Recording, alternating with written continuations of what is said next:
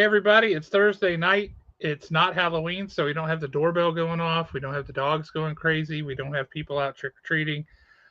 So we're back, and it's a lot of fun. We got a great show tonight. We are really excited for this one. So stick around for the rest of the show after this beautiful and lovely and touching intro video for my favorite comic book store.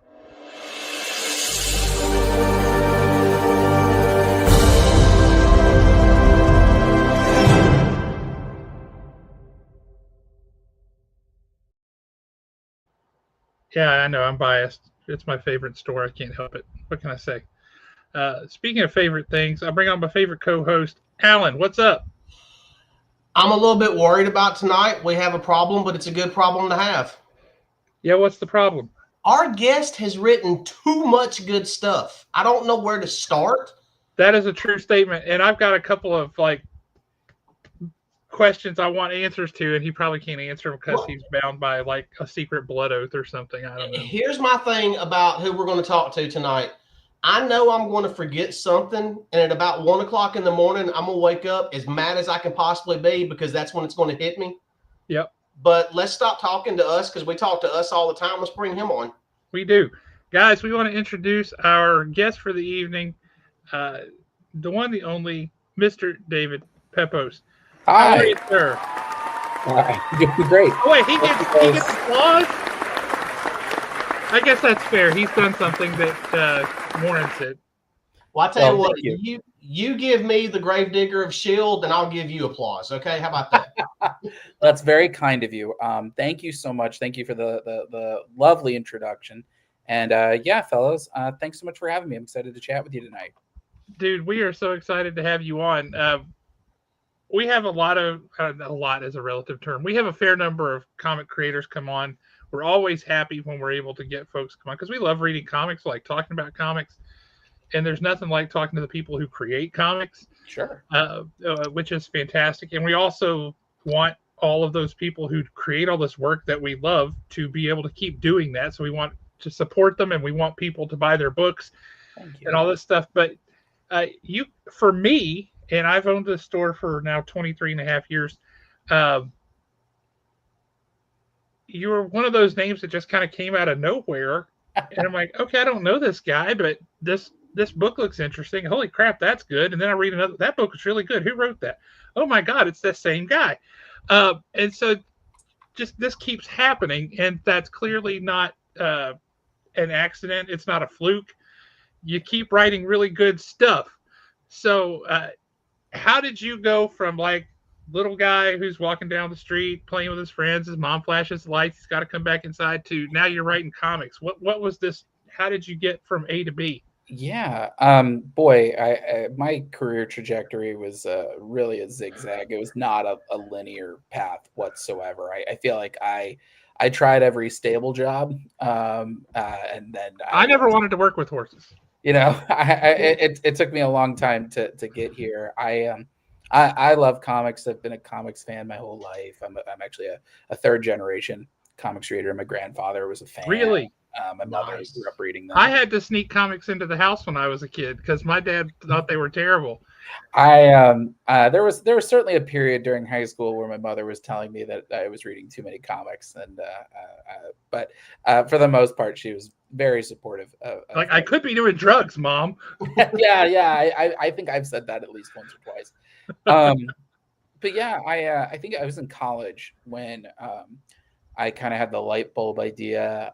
My college girlfriend was very ambitious in terms of what she wanted to do. She was always doing summer internships, and so freshman year I was kind of like, oh, I guess maybe I should start thinking about what do I want to do, career wise. And I thought, what's the most astronaut kind of job for me? Just shooting my shot. And I was like, oh, working in comics. I love comics. And so I spent most of my college career knocking on the door at DC.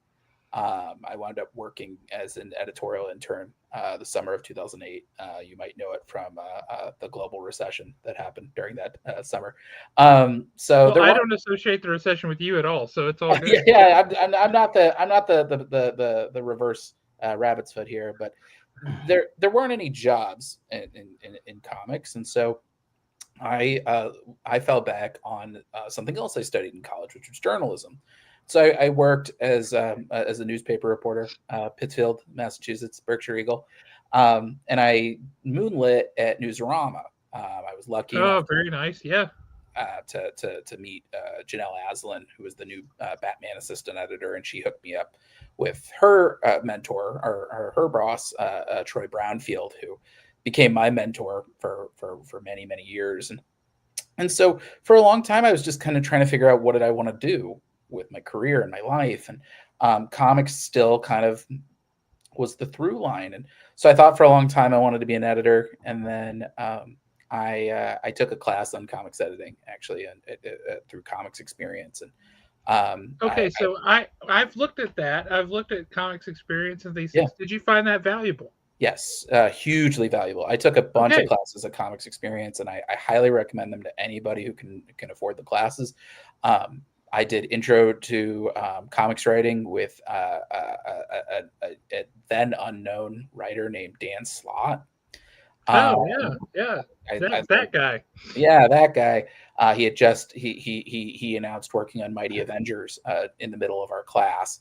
I learned about characterization from him. I took a coloring class with Chris Sotomayor, who I think is probably the number one reason why my books look the way that they do, is because I have a lot of opinions about colors, thanks to Chris. But even the editing class, Bobby Curnow, who now is steering the ship at IDW, he was kind enough to speak to our class about kind of what it's like day to day to be an editor. And I realized, oh, I'd be bad at this. I'd be really bad at this.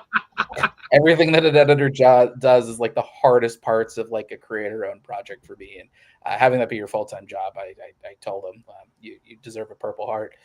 And so what wound up happening was, I zigzagged. I wound up working. I went back to school for grad school. I did publishing over at Columbia in New York. I wound up tripping and falling into a job in publicity over at CBS Television. I met my wife. Everybody told me, if you want to do something creative, you move to Los Angeles. I took a huge pay cut and became a Hollywood assistant. It was the hardest, most brutal job of my entire life. But as I was doing all this, I decided to take a stab at writing. I thought maybe if I could learn how to break down a story, maybe that could sort of give me a leg up in terms of a creative field. And so that first book was my first book, Spencer and Locke. I wrote that first script in a lark. I really liked it. I wrote a full outline for the rest of it. I really liked it. I met George Santiago Jr. and Jason Smith and Colin Bell. Really liked doing pitch pages with them. I shopped the thing around kind of on a lark. And Dave Dwanch, who was then an editor at Action Lab, pulled the book out of the slush pile and said, "How soon can you get it done?" And suddenly I felt like I'd been dipping my toe in the deep end of the pool enough that I tripped and fell in and suddenly had to swim. But that sounds pretty spectacular to me. It's, I think the best part and something that I hope people who are listening can take away from this is that I did all sorts of random jobs that when I was doing them, I was like, I have no idea how this is going to like help me at all in terms of a creative field. And looking back on it, those actually were a lot of survival skills. Working as a reporter, you learn not to be afraid of a deadline or a blank page. You learn how to kind of write for the runway in terms of the space you're afforded. Working in publicity, I learned how to build a press list. I learned how to write a press release. I learned how to, just figure out. You could write the best book in the world, but if you don't promote it, no one's going to know what it is. Even working as a Hollywood assistant, just kind of learning what the market looks like out there. And of course, Newsarama, is the kind of the best boot camp I could have ever asked for myself. Because I had to spend week in and week out articulating what I liked and didn't like, and really kind of having to show my work. In retrospect, it all really worked out. But I certainly didn't have a plan going in. But like I said, I tried all the stable jobs, and I feel like this is the first one that I feel like I could be decent at. And it helps that it's my favorite job in the world. Mission accomplished. You are very, very, very good at this. Thank you. We read a lot of comic books, and if you go back a few months to when um, the devil that wears my face was really coming in, you'll hear us talking about that a lot. When you go back to Punisher, you'll hear us talking about that a lot. When you go back to Moon Knight, City of the Dead, you hear us talking about that a whole lot. Thank you. I'm wearing my Moon Knight shirt right now. There you go. Talking about Space Ghost now. All this is. If you just go back a lot, you'll hear us. We mention your name quite a bit for a long time because you're writing stuff that we're loving, and it's done that thing where it's gone from being just a this was a good book to that guy wrote this and this. If I see David Pepose's name on something, I'm picking it up. It's kind of where we're at. So for me, if we start back with Moon Knight, City of the Dead, I've got some questions there. Yeah, we got a. Oh yeah, Space Ghost. Yes, Mike's a big fan. On City of the Dead, that was so perfectly timed with what was going on in the regular Jed McKay book. Sure. If you have his number, we've been trying to get a hold of him for a long time too.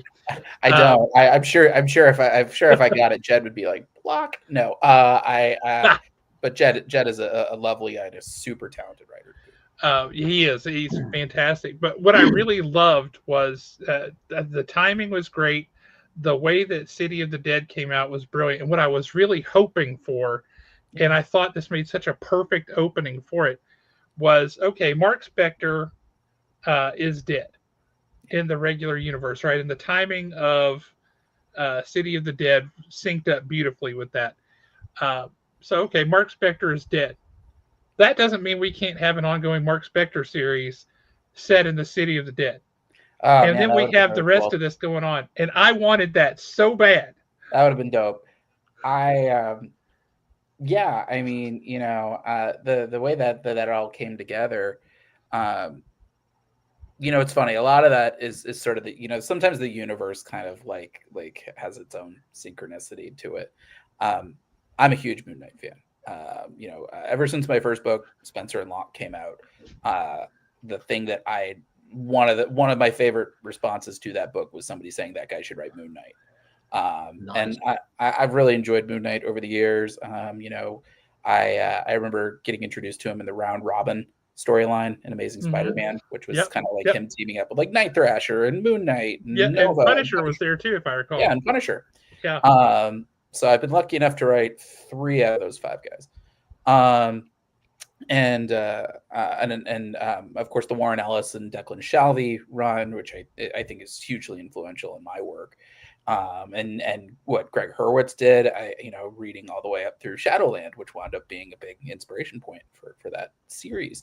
I like Moon Knight. I think he's really cool, and I love what Jed has been doing with him in the main book. I didn't think I could like you anymore.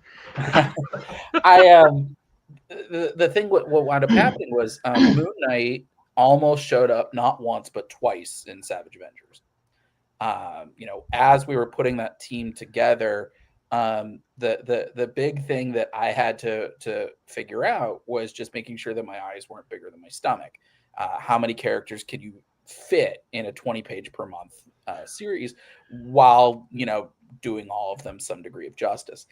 And so I had to make some cuts. Having Conan and Savage Avengers was like the most bizarre and yet the coolest thing ever. It was so fun. It was my Caps Kooky Quartet team. It was utterly bizarre, but it was so much fun. And so you get these guys who are like, "What are you doing? What are you doing?" Yeah, and then you have him like, "I slay people. That's what I do." What do you? My team of misfit toys is my first Marvel book, but there were a couple characters that I couldn't fit.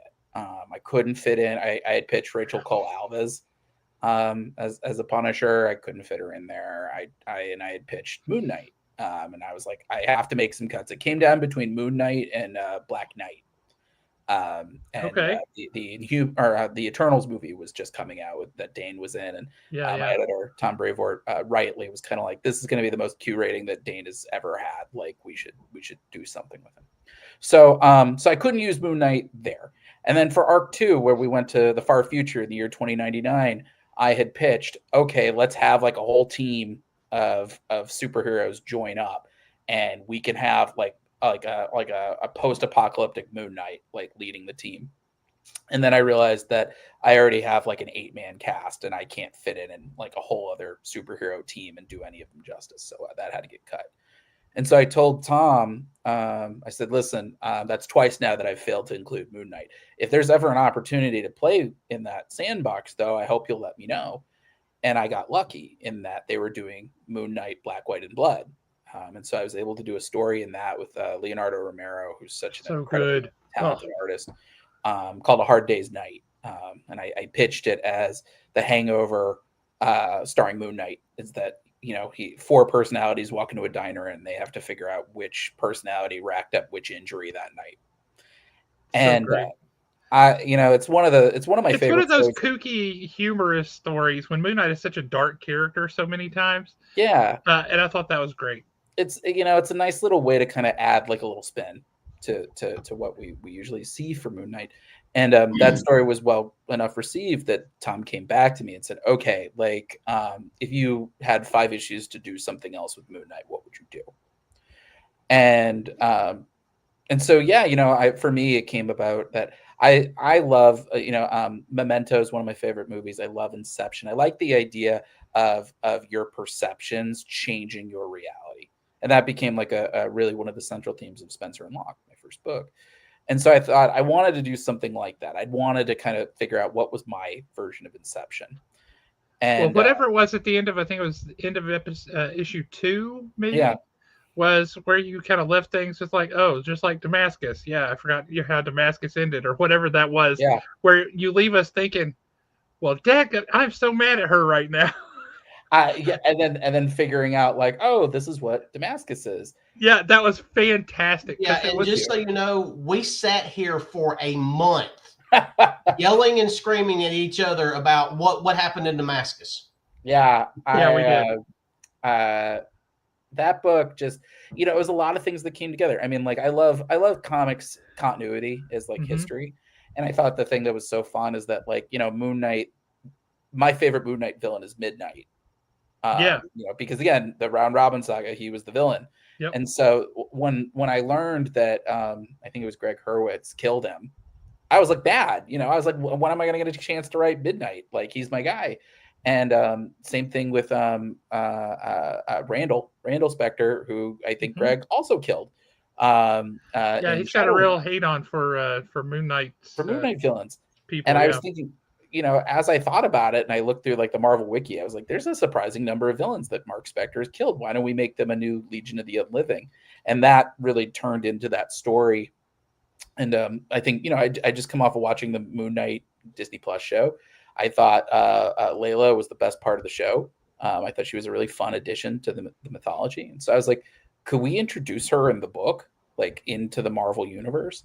And, like I said, synchronicity, I think it was like, it was probably like 2 months later. Jed McKay is going to be writing Moon Knight 25.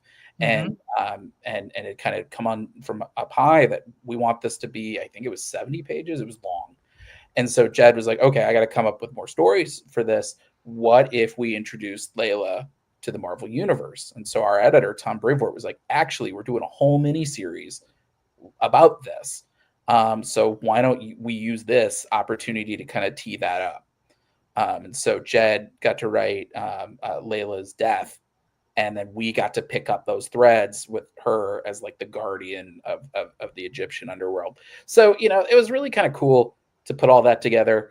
It was brilliantly executed. Thank you. There were so many elements of that. And then toward the end, when they're like, well, okay, yeah, you can stop me, but you can't stop all of me. Yeah. Because in this world, everybody gets to come out. And you're like, oh, my God. God, it was so well done. Now, my thing about City of the Dead was it fit so seamlessly in with what Jed McKay was doing. Just absolutely perfect. Was that by design, or how did that come about? Some of it was some of it was just happy coincidence, but some of it was also I knew when I was offered that book, I wanted to kind of do the equivalent of a bottle episode, something that wouldn't mess with what Jed is doing, and also wouldn't be necessarily beholden to what Jed is doing.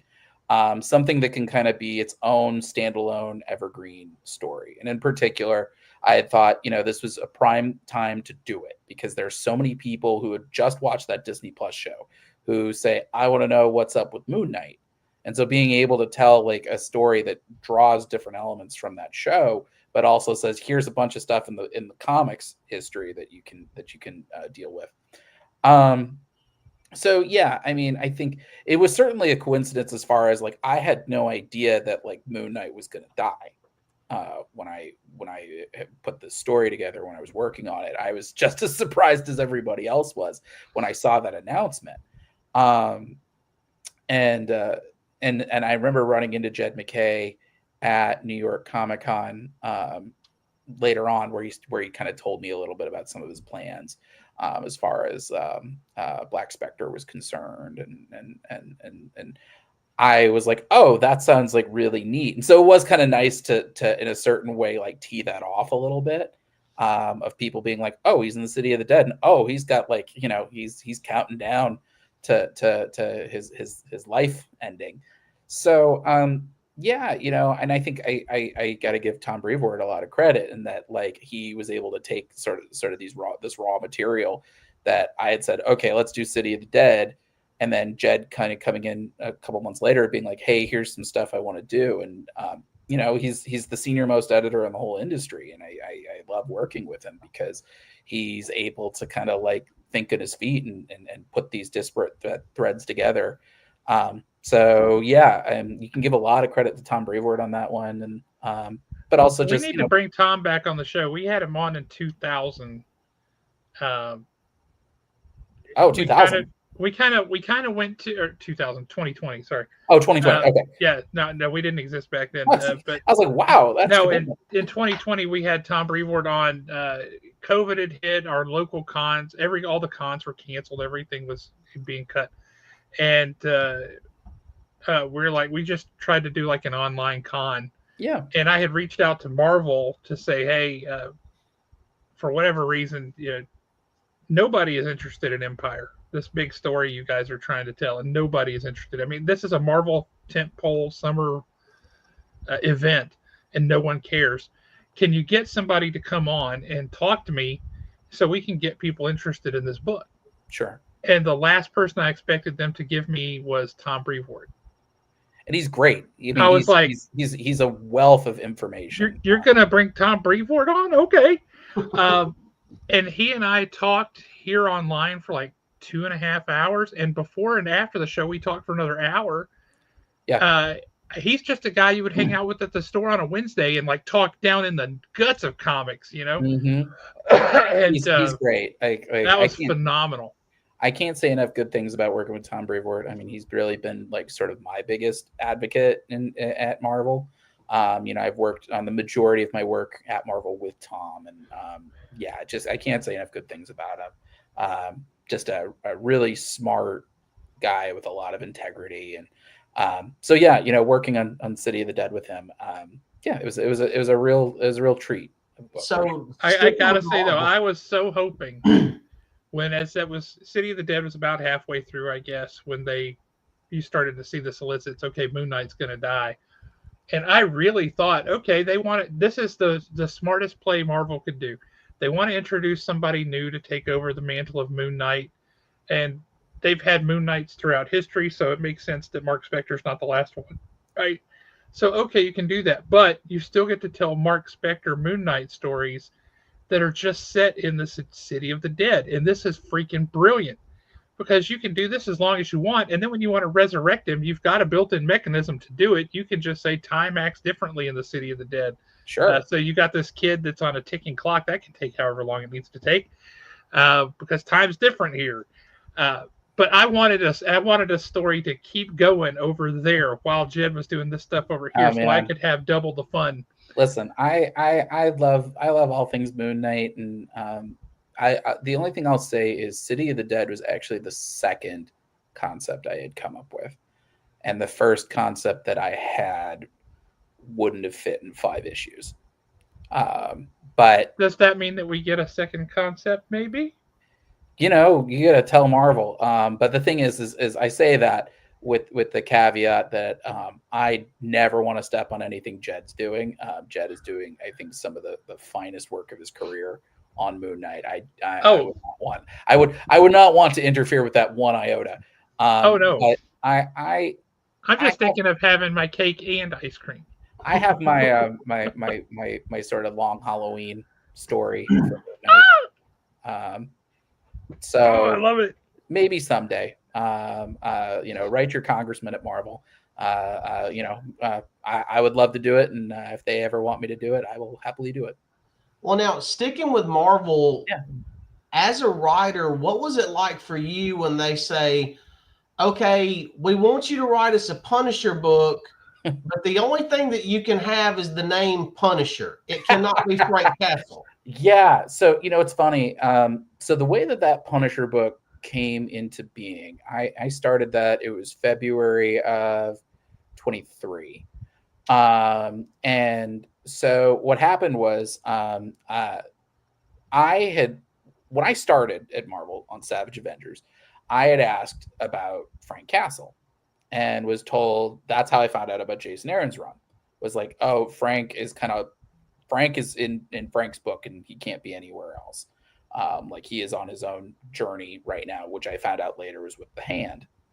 And so I got to have my cake and eat it too, though, with the second arc of Savage Avengers. We had written Conan out of the book, and I was pretty adamant that I was like, we need a new lead.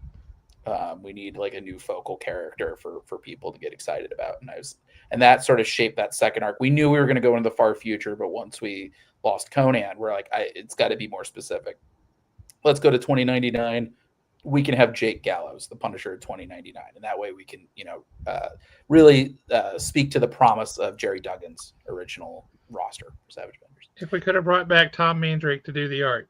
Yeah, man. And I read those 2099 books as a kid. They're great. And I think there had been maybe some concerns, reservations about using Punisher 2099 because there have been so many bad actors that have kind of co-opted Punisher. That's exactly right. Yep. And also just we have a gun epidemic in the country. There's a lot of people who can feel like they can walk into a Walmart and walk out as the Punisher. And so I think Tom really liked the way that I I avoided all that in 2099. That Jake was really kind of this freedom fighter that and also showing that the theme of his character was that, that skull is not just a logo, it's a curse. It inevitably destroys whoever wears it. That's just what happens. And so Tom really liked the approach I took with Jake. And so he approached me. I think I was about halfway through City of the Dead when he says, hey, so we're doing a new Punisher series. We're starting with an origin for a brand new legacy Punisher. And we think that you would be the guy to do it. And he made a great call. I think that was the scariest assignment I've ever had in my entire career.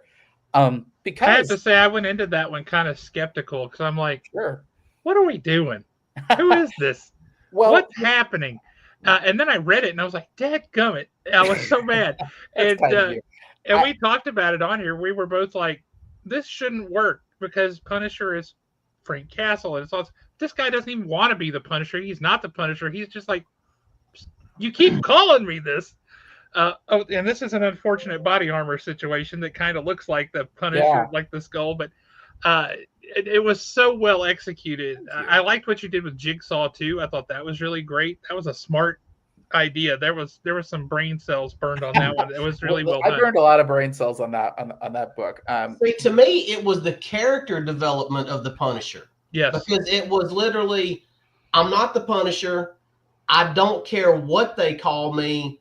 Maybe I am the Punisher, and then it's like, oh yeah, I'm the Punisher. Yeah, I love that aspect of it. Well, thank you. I mean, again, like, Tom Brevoort, like, I can't give him enough credit that, he, out of every book I have ever worked on, I have never done as much development and, back and forth discussions about a story than that Punisher miniseries. Tom and I were going back and forth almost daily for at least a month.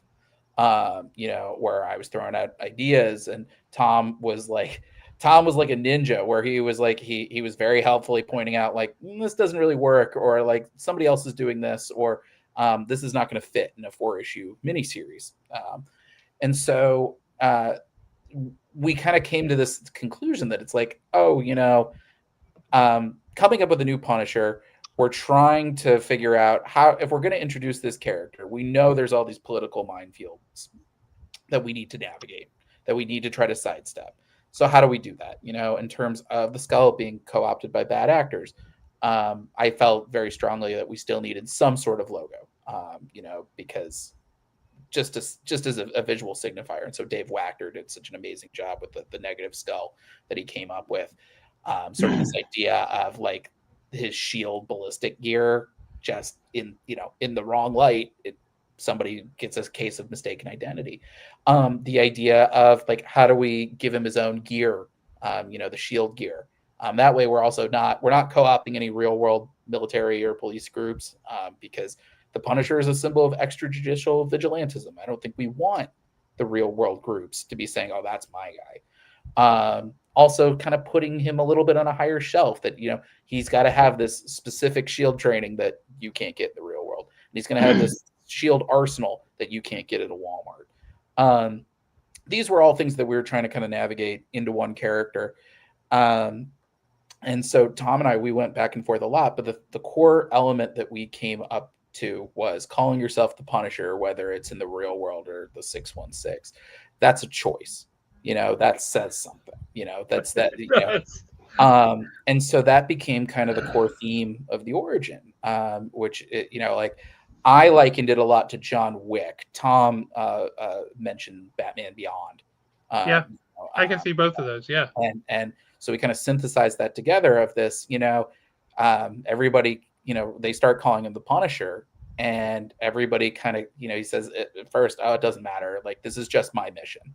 And then as the series progresses, he realizes like, oh, this is just like one tendril in like a much bigger plot.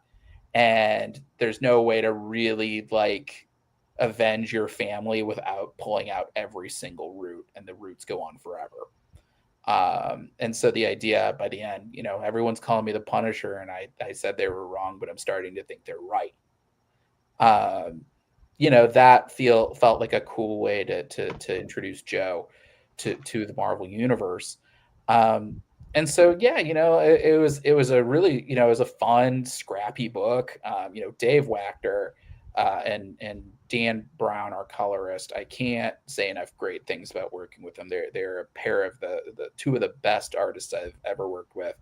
I give them all the credit in the world that like they made the book work. Are you reading Uncanny Valley?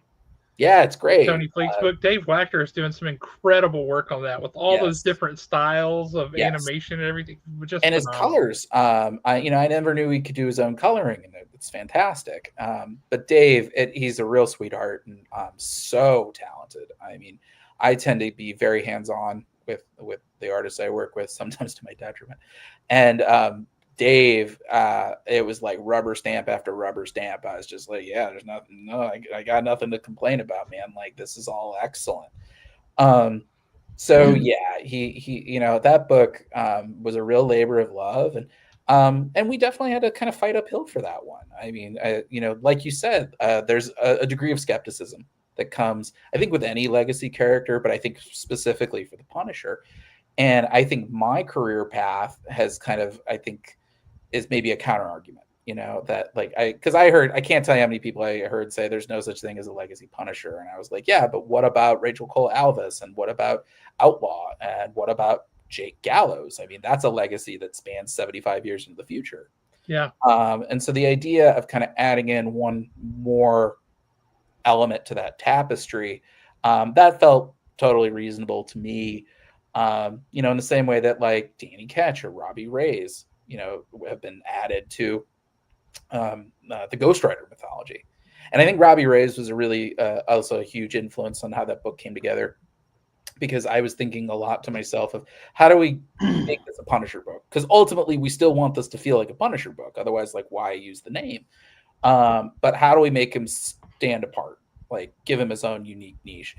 The Shield arsenal was part of it, but I think I pitched it as like, I want to make him the Gun Fu Punisher, in the same way that like John Wick, he's got this kind of unique martial arts style that incorporates the guns. So that's kind of how that book came together. And then I think it kind of came down to just pushing the book as hard as we could until people started to give us a chance. And I think when we announced that book, there was a lot of heat. I kept thinking about Ron Mars when they announced like Kyle Rayner. I was like, yep, I mean, there were Punisher fan accounts who were real mad about it. And then the first issue came out, and everyone's like, oh, this reads like a 90s Punisher comic. And I was like, yep, because I'm 90s trash, and that's what I grew up on. So yeah, I think that as once people read that and people started seeing kind of what we were doing with it, they gave us a chance with it.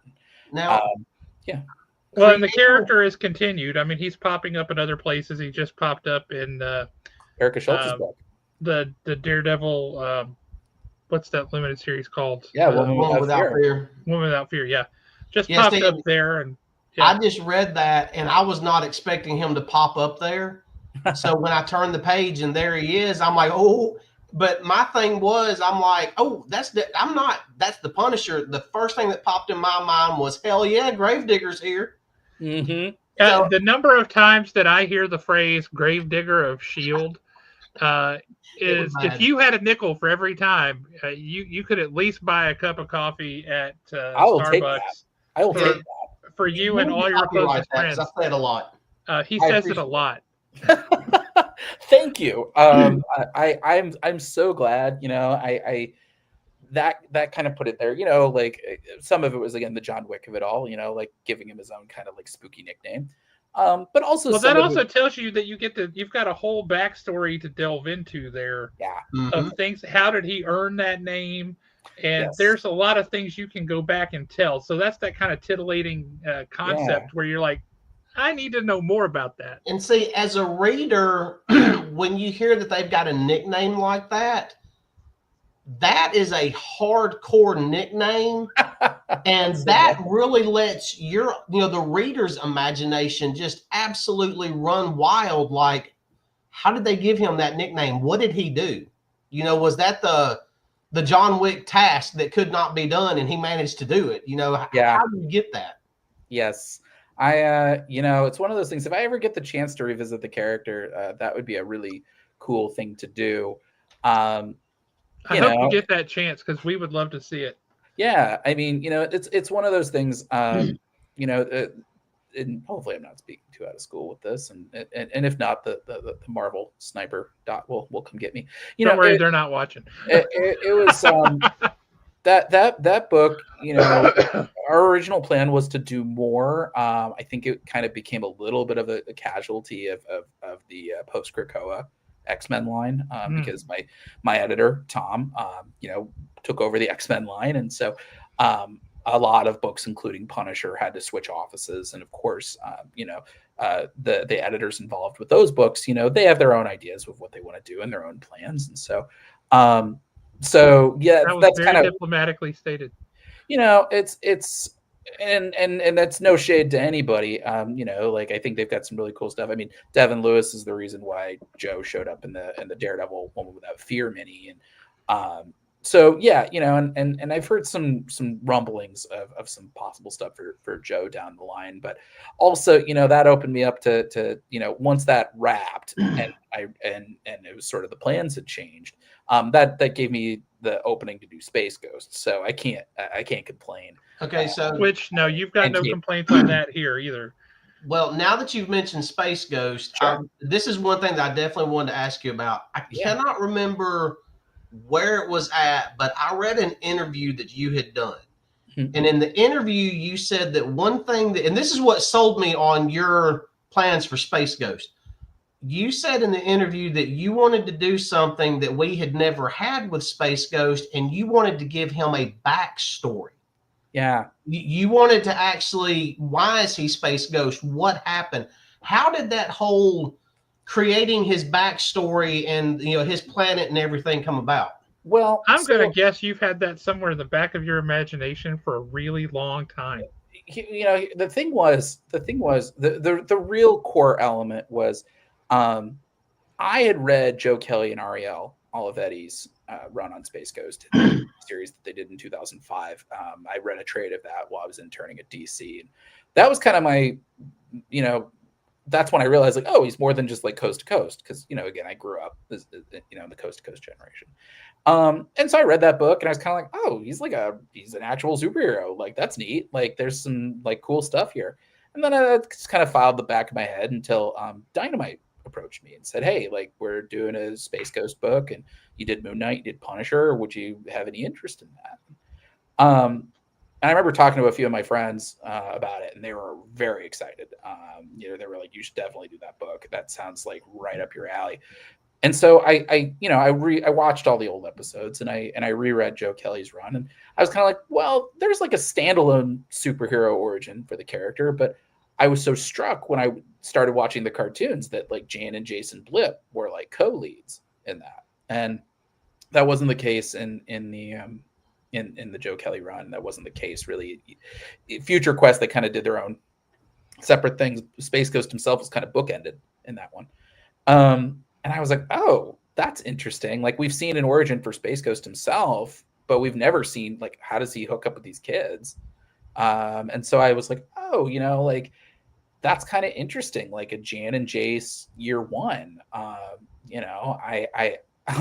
probably get in trouble for saying this, but like, I remember reading All-Star Batman and Robin, and I think there was some like interesting bones to that. And so I was like, oh, we could kind of do something that kind of takes a similar Jan and Jace year one, but also kind of doing the long Halloween of it all, where we're able to, do the whole Rogues Gallery before we see them all together in one spot.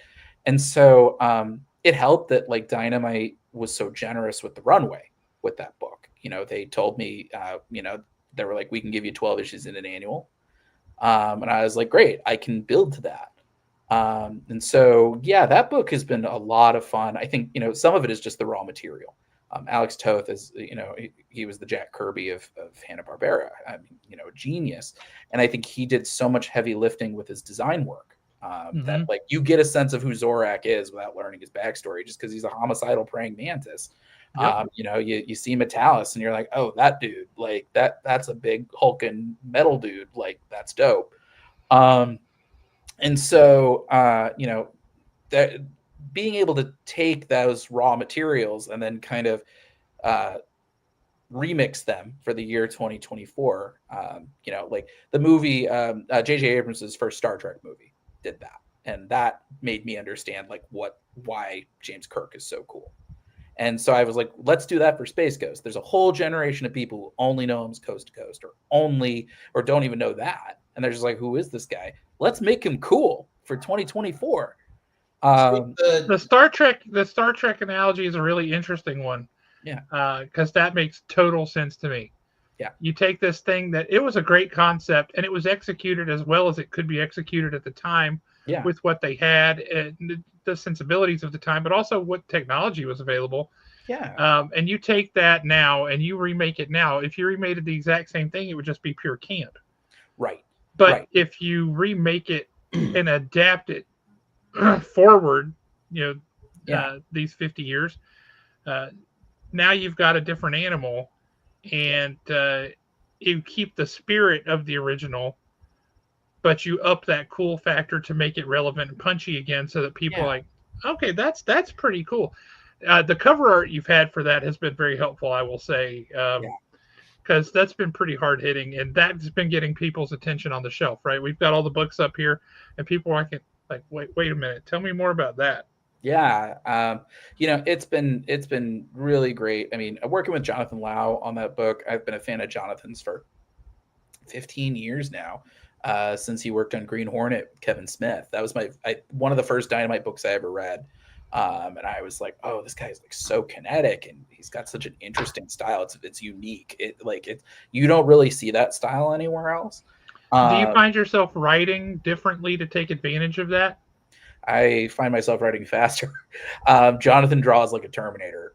That guy clears through books fast, and so it's like all I could do to like keep him fed.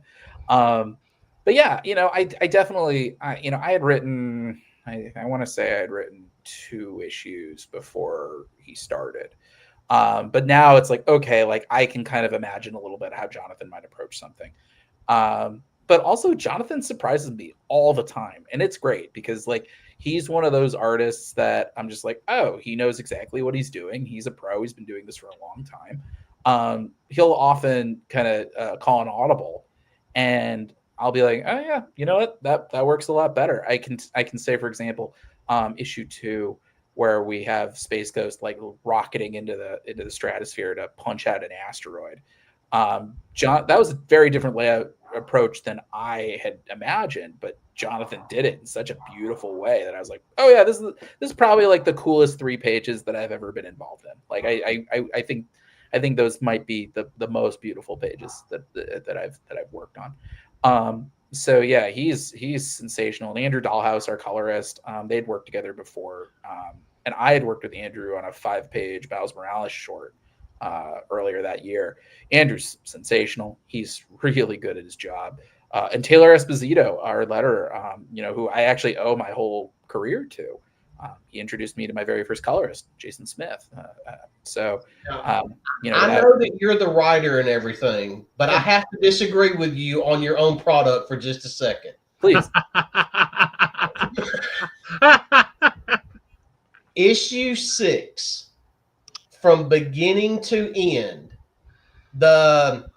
literally the story that you tell of how basically Space Ghost and Jace are going through the exact same emotional trauma, just from a different perspective, and his art and the way the two of y'all tell that story, all the way up to where Space Ghost and Jace basically hug and you finally get that moment.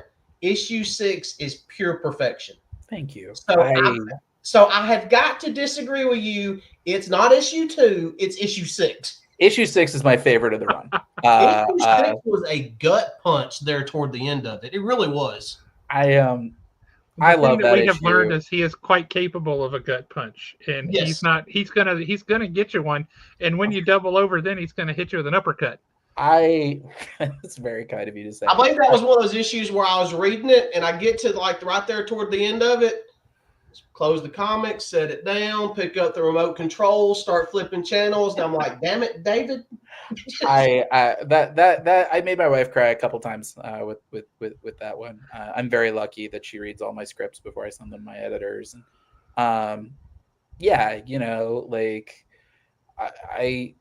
I think the thing I love most about Space Ghost is it's the right size cast for me. Like that 3-man cast is, and Blip, of course, plus a villain. That's excellent for me. That gives me a lot of room to do action, but it gives me a lot of room to also drill into the character of it all. And having this trio plus a monkey, having them, there's enough different combinations to bounce off of each other. I think their personalities are really, I understood their personalities very quickly, which you can't always say in certain books. Sometimes you're kind of feeling them out a little bit.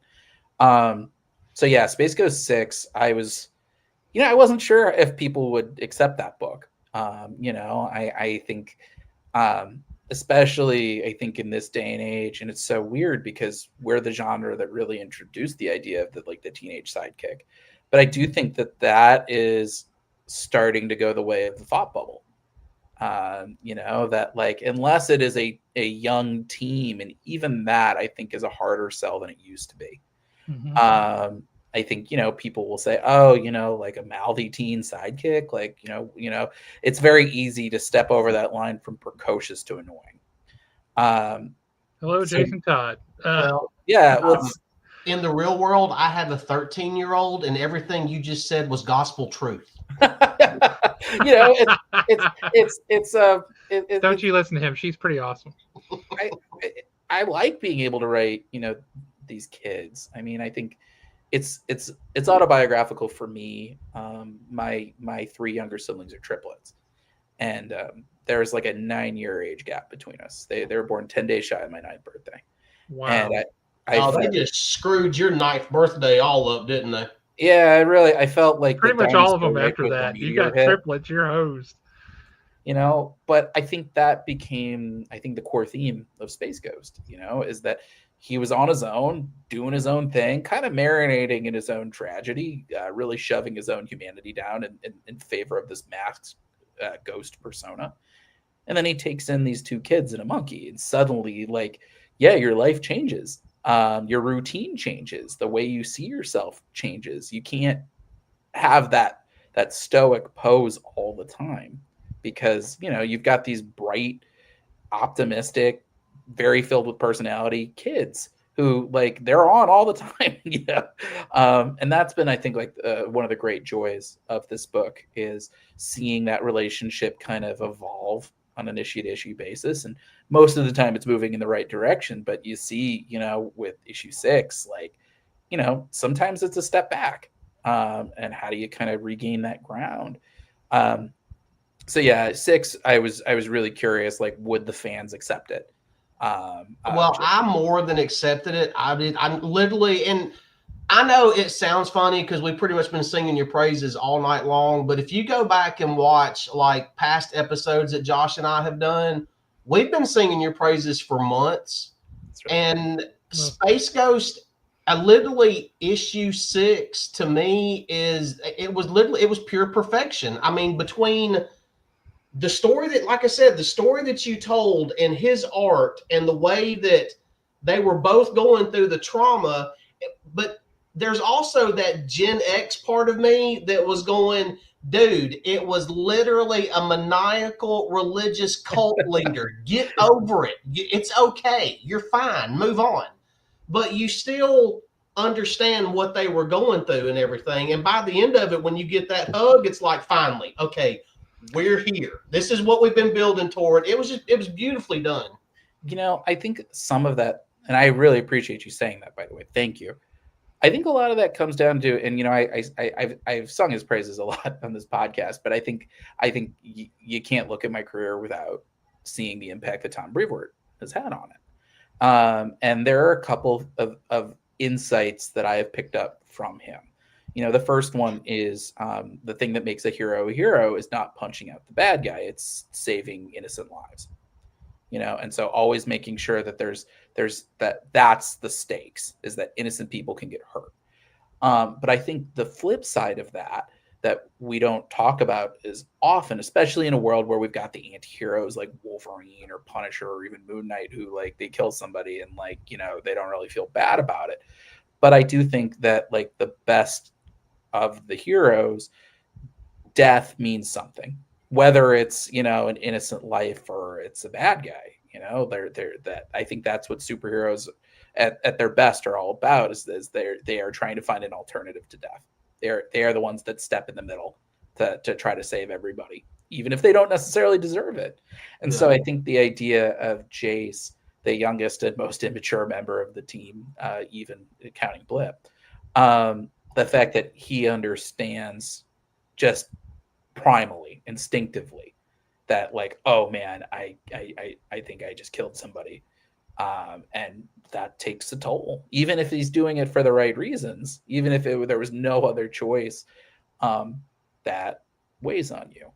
Of course, I don't think it's going to be spoiling too much to say that when the Council of Doom shows up, Jace might have to rethink some of that angst a little bit.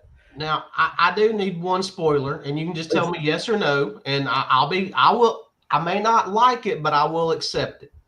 So keep in mind, I'm 50. I remember the Space Ghost cartoons from way back in. To me, I hated Coast to Coast. I thought it was the worst thing ever. At any point, is Space Ghost going to crash land? Will we get a Herculoids cameo? That's yes or no? I keep asking. The answer is not presently, but I have been begging for a Herculoids crossover. I know the writer of Herculoids also would like something like that to happen. That's also not the first time Alan has mentioned that on this show either, by the way, just so you're aware. From what I understand, and granted, this is just kind of what I picked up in bits and pieces, so hopefully I'm not misreporting anything, it is partially they want to make sure that Herculoids is on its own 2 feet, in the same way that I was lucky enough that Space Ghost was on its own 2 feet. And I think also, I'm sure there's I'm sure it's complicated with the different rights elements because this is a licensed deal with Warner Brothers. So there's nothing I would like more than to do a Herculoids Space Ghost crossover. I've had the idea in the back pocket for a while. Maybe by the time that annual runs around. Maybe. Probably, maybe. I'm probably not, but I would love to do a Space Ghost Herculoids crossover. I'd love to do a Space Stars reunion, quite frankly. If Dynamite and Warner's want it to happen and want me to do it, I will be there. And they know this. So there's no plans for it presently, but if enough people bug Dynamite, maybe someday it'll happen. Now, one thing that I've noticed, like between Moon Knight, Punisher, Space Ghost, The Devil That Wears My Face, I'm trying to figure out how to say this without it like sounding like a jerk or something. No. It's almost like your writing style cannot be put in a box. It seems like every time I read a title of yours, it is completely and totally different. All of them, is that like by design, or do you just look at the characters and let the characters take you wherever they want to go? It is column A and column B. And I'll say the column. So I get restless easy. And so that's what I love most about this job is that like I'm able to play in different genres that kind of flex different muscle groups. It's not to say some books I think are different than others. I mean, writing, it's funny that you mentioned those books because for me, Moon Knight, Punisher, and Devil, I was writing those 3 books concurrently. And I think that was the most challenging stretch I've ever had in my career. Because not only are you just trying to keep ahead of deadlines, but like those are 3 books that had a lot of similarities to that, to me, certainly structurally, certainly in terms of tone. And so it kind of became, how do you find ways to differentiate? And luckily working with different artists helps in that regard. And also figuring out, like, are you doing captions or not? So, not doing that for Devil, having that being a horror book. So you can go and, lean into the scares and the violence and the gore, which Alex Cormack is fantastic at. I cannot say enough excellent things about Alex Cormack. He might be if he's not the best collaborator I've ever worked with, it's a foot race. I mean, like he and I are already working on another project together. That was another book that caused. I'm able to control myself a little bit more when I read a comic. Alan will just throw a book across the room and be like, "Dang it! Why do I have to wait another month?" Am I misremembering, Alan, or was there not an issue in Devil That Wears My Face that had you throwing it across the room? There was, and it come down to one particular scene, and I'm going to butcher their names, so I'm not going to say their names. Sure. But it was literally when the father is basically the father Vinatieri or something like that. Yeah, Vieri. Yeah. Yeah, he is possessing the guy's body, and he's pretty much saved his soul internally. And now they're working together, and you get this scene like right as they pretty much just put it all together, where he's standing there with a sword, and it's, you get like this in the middle of this horror Catholicism book, you get this one particular page where it feels like a pirate adventure. Yeah. And I'm like just slamming the book on the coffee table going, you don't do that to me. Now I need you to write a pirate adventure. Listen, Alex is a champion. He loves swashbuckling stuff. And he definitely nailed it with that scene. He nailed it. So I think some of it is just like, how do I stay limber? How do I make it feel different? But I do think the other thing that you said, especially if it's working on licensed books in particular, yeah, I mean, I think it's all done by touch. It's you're trying to figure out what about this character? What's the shape of this character? That's why I try to do a lot of research when I can. I'm lucky when it's like Marvel and DC where I know those characters. But for example, like Space Ghost, I wasn't as familiar with the mythology, so I needed to get familiar with it. So I took 3 weeks watching every episode and taking very detailed notes on every episode. I think I've got like a 40-page document or something that I go back to often when I'm working on stuff. And you figure out like, oh, okay, like this stands out to me for this particular character. For Space Ghost, it was like, oh, Jan and Jason Blip, they are core parts of this. Like, I need to be able to tell a story that speaks to them, that they have their own character arc, and how does their character arc kind of contrast with Space Ghosts and weave together. Moon Knight, it was he reminded me a lot of Iron Man. Iron Man, he felt that guilt from the tower, that he's like, oh, my company's selling weapons. Mark was the guy in the trenches using the weapons, and he's feeling all this guilt. I remember watching Man on Fire, and great movie. Like, and that great movie. It all clicked when I watched that. I was like, oh, that's Mark Spector. I didn't have that same realization. I kind of equated him in some ways to the Punisher, but as I'm thinking about it, you're right. It's very Mark Spector. That whole business with the hand grenade. Yeah. You're like, oh man. Oh man. For him, it was, he was a mercenary. He did bad things. And the moment he stepped up to do the right thing, he immediately gets killed. Yep. And this Egyptian god brings him back. And so he's sort of like, okay, this is my second chance to kind of balance the scales a little bit. But I know how much blood's on my hands. And that's why I'm going to spend every night getting the crap kicked out of me. I'm going to take hits I don't need to. Because like, this is my punishment. This is my penance.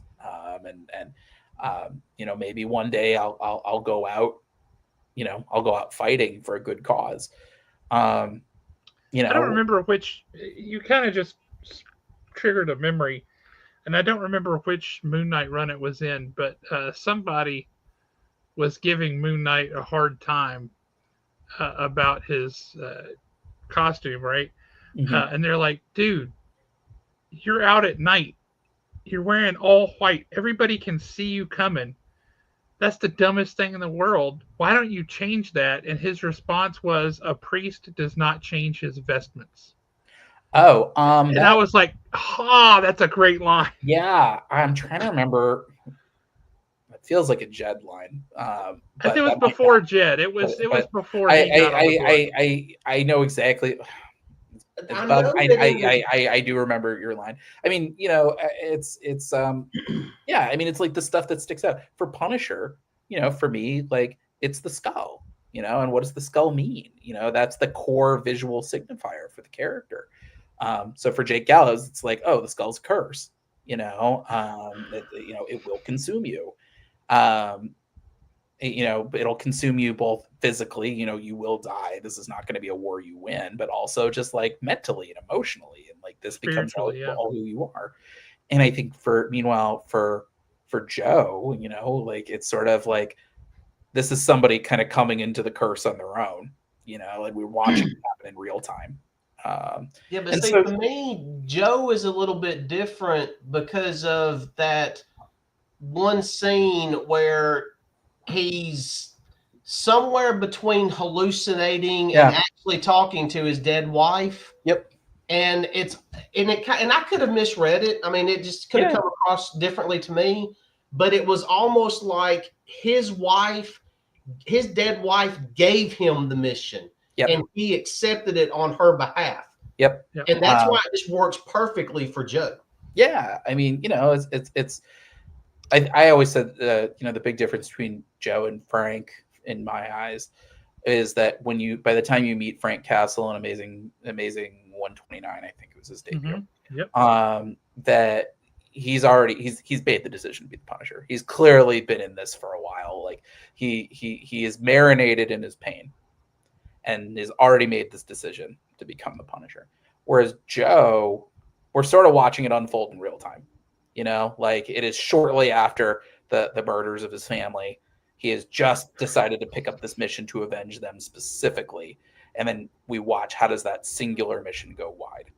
Mm-hmm. And so, yeah, and I think every character, there's like something, you try to find something interesting and appealing about them. I'll use this opportunity to plug another book that I have coming out, Cable, Love, and Chrome. I was about to say, we know you've got one coming. And I haven't read a Cable book in a long, long time, but it's on my list now. For me, he is an interesting and tricky character to approach, because Cable he's not a streamlined character by any means. No. I always joke that his mutant power is exposition. Like he's got so many wrinkles to him. He's got the psionic powers of telepathy and telekinesis, and he's got the time travel elements and the body slide teleportation technology, and he's from the future, and he's got the big guns, and he leads a metal arm and a squinty eye, and he's got his internal AI person to talk to. So all these things. The thing that stood out to me, I was walking around the park with my wife. Tom Brevoort had approached me to write Cable, and there were some ideas that were kind of thrown into the mix, but just like, hey, like these sorts of ideas, like what would you kind of do with some of this? And I was talking with my wife about it, and she's like, what about Cable is unique? Like what stands out about it? What's the thing that only he has that none of the other heroes have? And it hit me that it was the techno-organic virus. That before the legacy virus, before Mpox, before the thing they just revealed in X-Men 7 this week, the techno-organic virus was kind of the X-Men's metaphor for chronic illness. That like if it could be AIDS, HIV, it could be leukemia, it could be cancer. Cable spends every day of his life having to manage this using his telekinesis. It's sort of this painful, lethal, terminal, chronic condition. He's a time traveler living on borrowed time. And when I saw it through that lens, everything else about Cable makes perfect sense. His sort of this bombastic, macho, larger than life personality is kind of a way of convincing himself that, I know I'm on borrowed time, so I'm going to try to make the most of it, but also I'm going to be very private about all this. Like, I don't want to be a liability to anyone else. I don't want to be a burden, and I don't want people to see me when the end comes. It's that dignity of it all. He's a guy who wants to die. He wants to die with his boots on. He doesn't want to die in a hospital. Well, what you just did was you made a character that people care about. Yeah. And that right there, what you just did was you made people care about that character, who otherwise have written him off as, okay, just another guy with giant guns who hung out with Deadpool for a while. Yeah. And who has the most confusing backstory ever.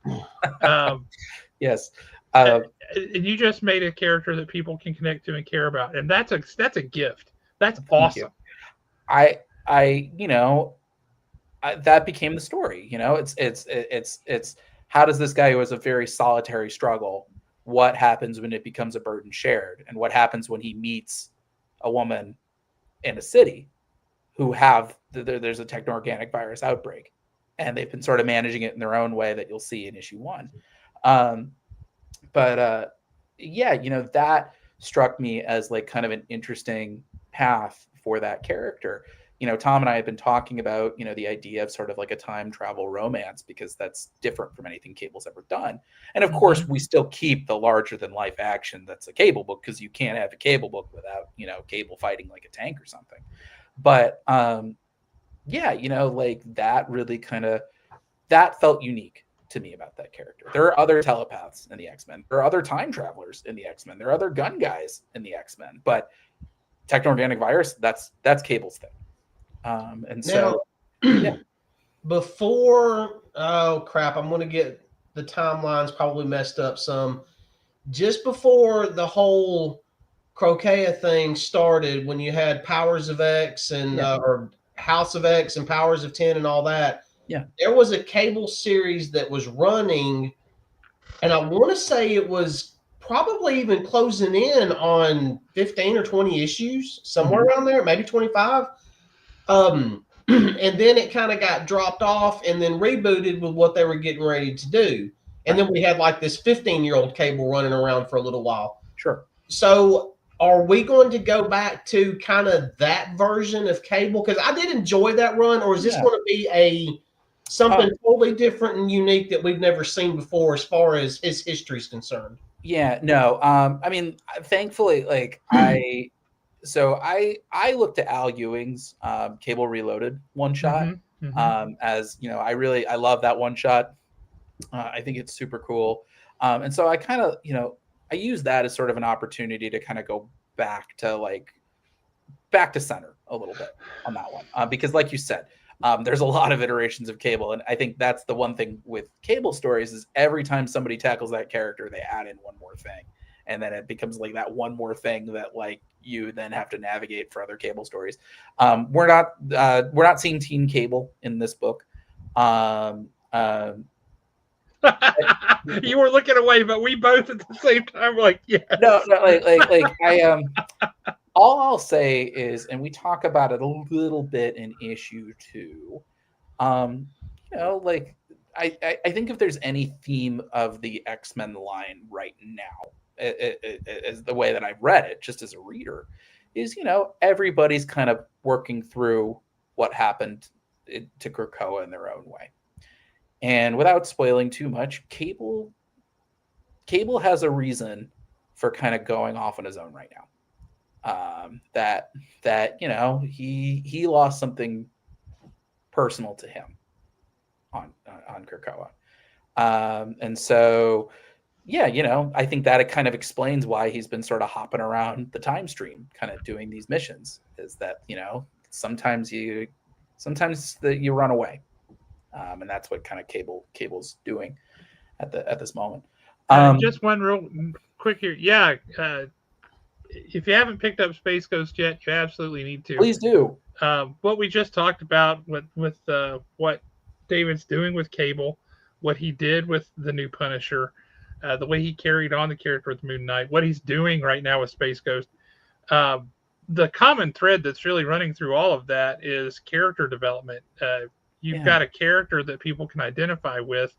You exert influences on that character to see how they respond and how that shapes them and how they continue to move. And you have all the other things. You have the big action, you have the set pieces, you have those things that happen. But those are just some of the influences that are exerted on the characters. And so what we really get is this character development where you have sympathy for these people and you want to know what happens to them next. So yeah, if you remember old Space Ghost from back in the day, take that, modernize it, really focus in on the characters and humanize it, and you're gonna love this. Yeah, you're gonna love it. It's fantastic. Thank you. It's it's just I love being able to write these books, and I think by being able to play with different characters and different concepts and even just kind of figuring out like the right voice, I was 3 issues in when like Cable like really clicked for me, and I was like, oh, it's Scott Glenn. And that became the voice. And so when I got the lettering, or when I got the art for issue 1, I was like, okay, I'm going to rework the dialogue to like kind of, fill that in. I'd been watching Bad Monkey, and he's the narrator in that. And I was like, oh yeah, that's it. That makes perfect sense to me. Nice. You know, Space Ghost, you know, in my head he's John Hamm. You know, That makes a lot of sense. Yeah, it does. See, I can see that. Like that he's very authoritative, but can be like really withering and mean and grouchy. You know, there's I almost spoiled it. Can't spoil that. You know, there's another project. We won't tell anybody. Spoil it. We're fine. There's another project that I'm working on for next year that, like, you know, there's a character who, like, you know, you're kind of merging together a little bit of like that Superman, a little bit of that Chris Evans Captain America. You know, where, you know, it's somebody who, you know, they are strong and powerful, but the number one thing is they're reassuring. You know, and so is this a character that already exists, or is this a new thing you're making up? I've said too much. You'll hear about Project Bluebird. I want to say in January. Yeah, can you say who's publishing it? Earlier. I saw that tweet earlier, and I wanted to ask you, what was Project Bluebird? Yeah, I can't say what Project Bluebird or Blacktop are, but can you say who's publishing them? No, because that'll give stuff away. I'm pretty sure you'll hear about Project Blacktop relatively soon. And Project Bluebird, if I understand the timing correctly, it'll probably be sometime in January. So Project Blacktop, I'll take a stab in the dark, and I think you're the only other person that I'd want to see write it, but you're taking over Noctera. No. I love Scott. That is his baby. I wouldn't even know what to do. No, but that would be really cool. And Scott is a lovely guy, and he's been so supportive of my career over the years. So yeah, no, that's not it. You probably, I don't think you'll be able to guess it, but when it drops, you'll be like, oh, I get it. So we might have to have you come back on to talk about it. Yeah, definitely. Happy to do so. So how many issues are we getting with Cable on this series? This series is 5. This one's a 5-issue mini. I'm writing issue 4 as we speak. And I think we're getting art on 2 as we speak. So yeah, that's coming together nicely. You know, yeah, like similar to City of the Dead, we want this to be kind of a standalone story, you know. And I think the thing that we're trying to do, and if we can pull it off, we can stick the landing, you know.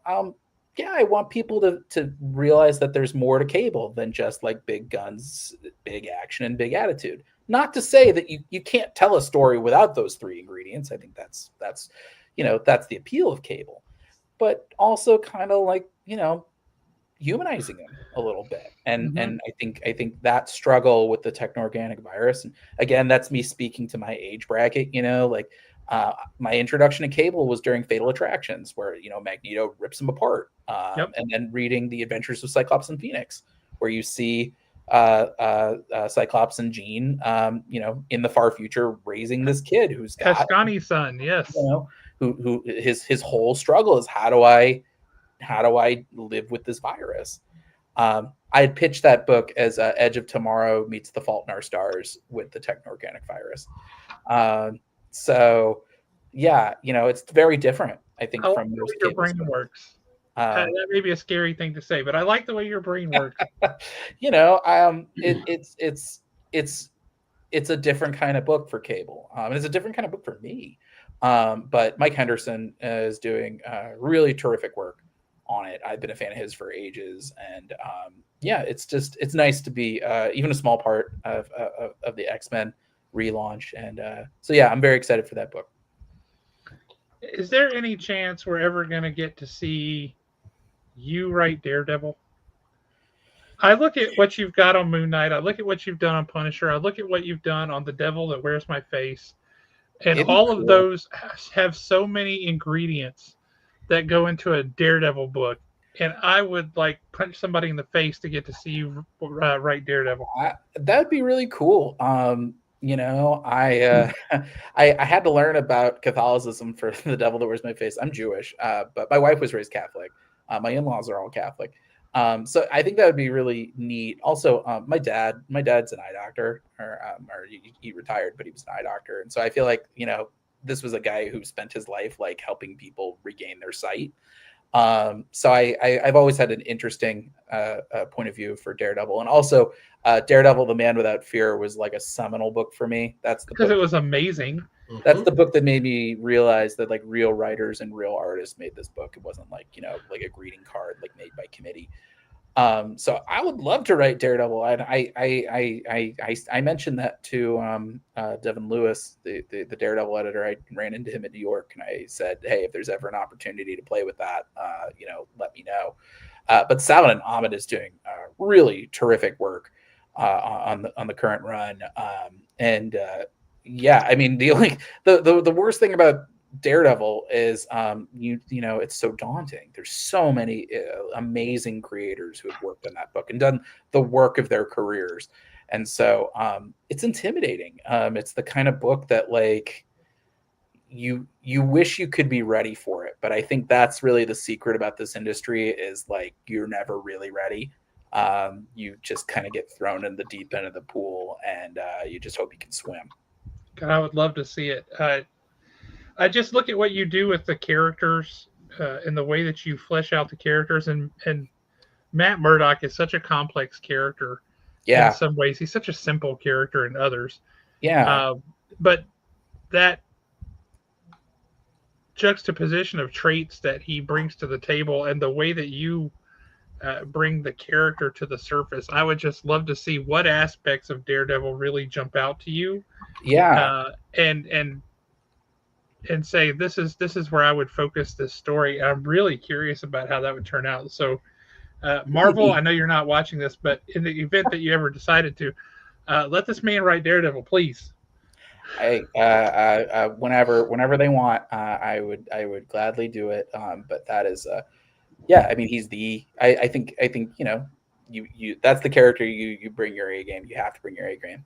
But I mean, that's the thing. And going back to something earlier that Alan was saying is that that's what I love about superheroes, and that's what I love about writing licensed books is every character kind of has their own thing. They have their own core concept that really speaks to who they are as characters and their personalities. And Jeff Johns is like a huge influence on me.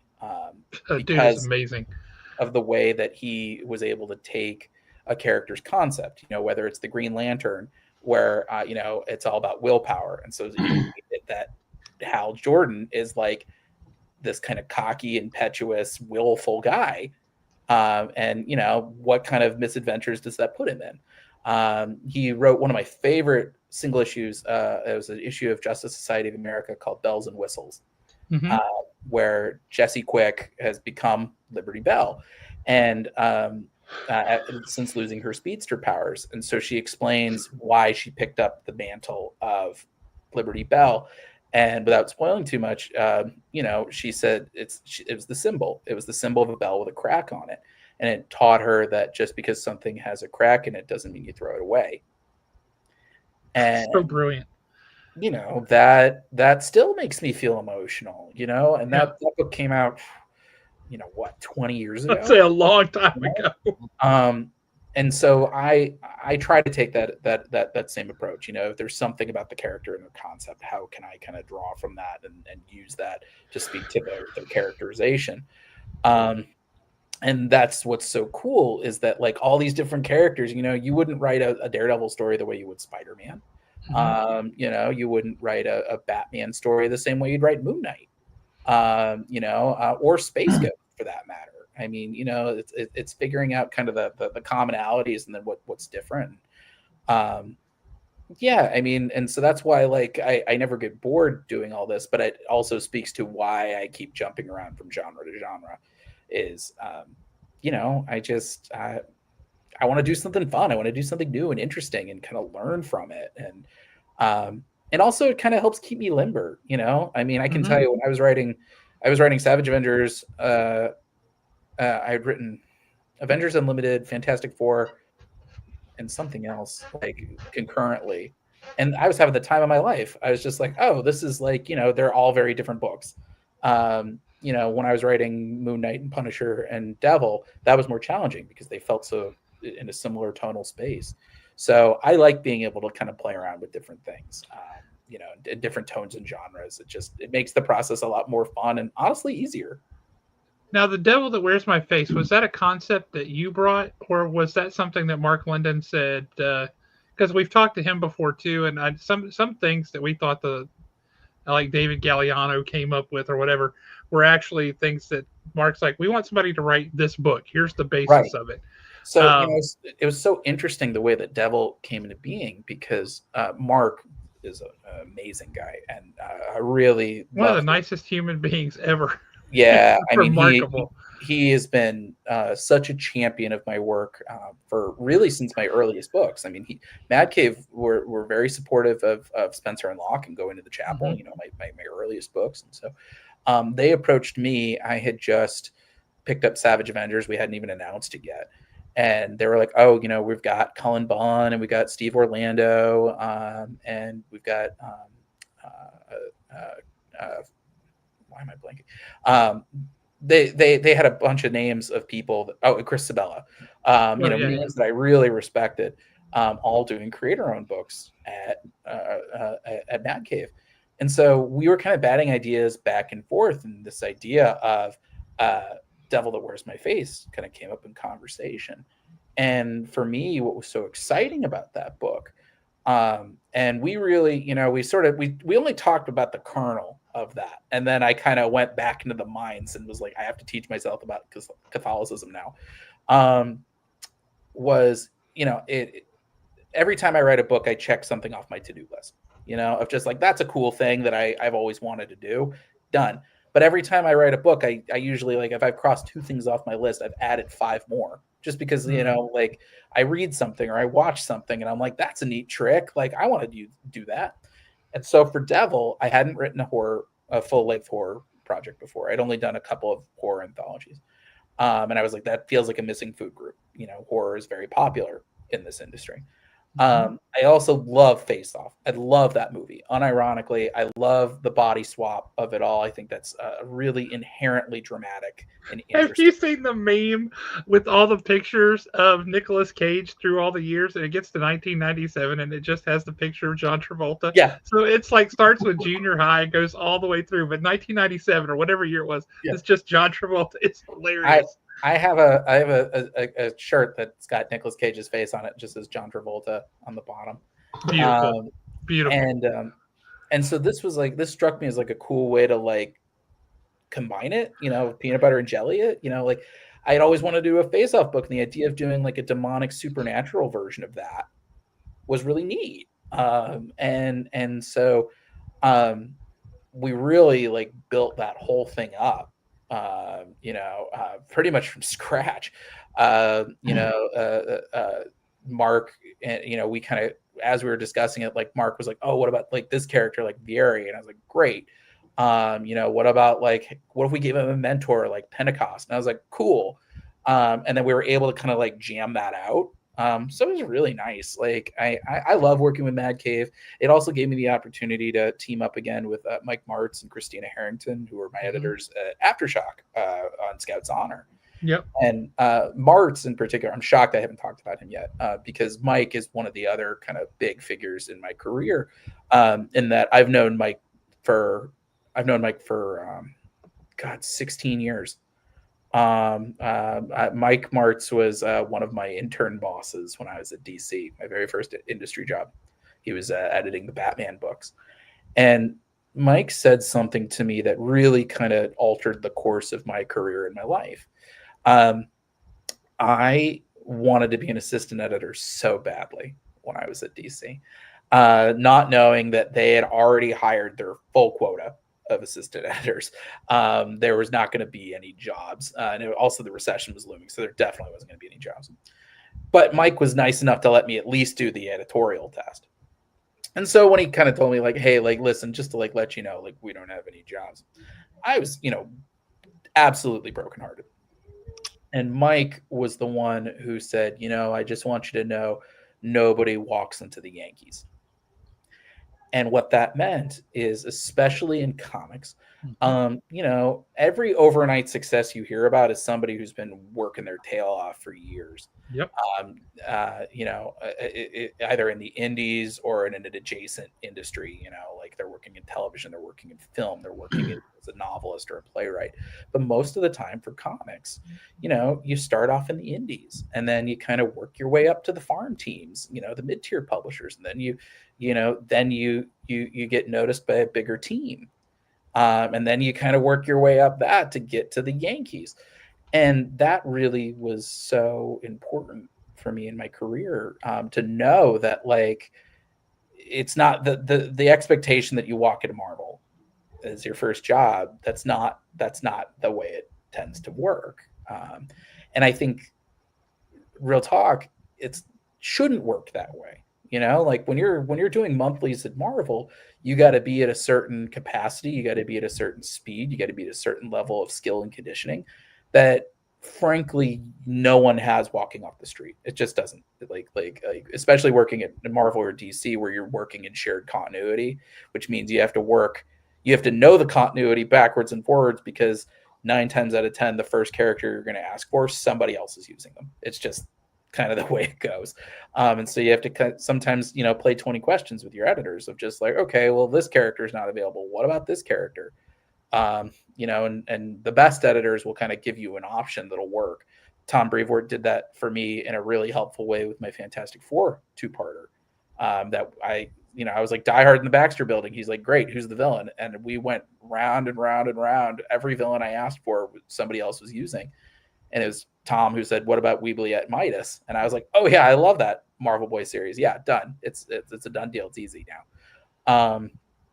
You can't do that in your first book. You just can't. I'm on book, I guess I'm on book like 11 or 12 now, and it's still challenging. So I think you got to work your way up. You got to kind of get your reps in. And I think also you need to kind of refuel and replenish. Like, I love working at Marvel and DC. Marvel, I haven't worked at DC yet. I love working at Marvel, but like doing creator-owned work, doing licensed work, that's rejuvenating for me, where I don't have to necessarily say, oh, is this character available? No, this character isn't available. Maybe we got to figure it out another character. Space Ghost, I don't have to share anything. Creator-owned book, I get to kind of grow, and bring what I learned to that back to my licensed work. So it's always an evolving process. Nice.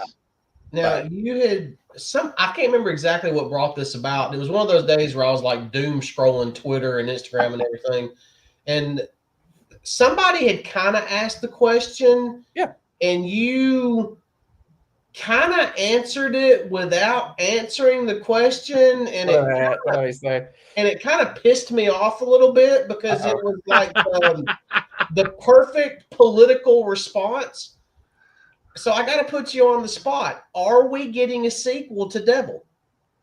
I was going to ask that too. Because your response was, well, it may not be over with yet. We'll have to see. So there's no plans at the moment. And some of that comes down to scheduling, and some of that comes down to so this will be the least political thing I say. Or the least diplomatic thing I'll say. For most people who know kind of like what happened at Action Lab, for example, I wrote 2 volumes of Spencer and Locke and really wanted to do the 3rd one. And that publisher decided that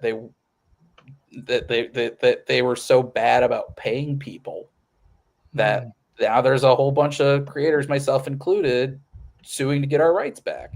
Yeah.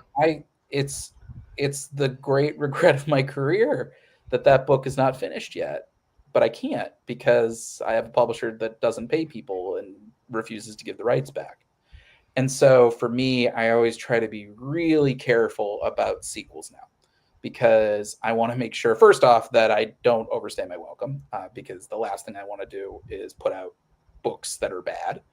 But secondly, I think it's a real thing in this industry. If I've been at 2 different publishers that have either shut down or have effectively shut down.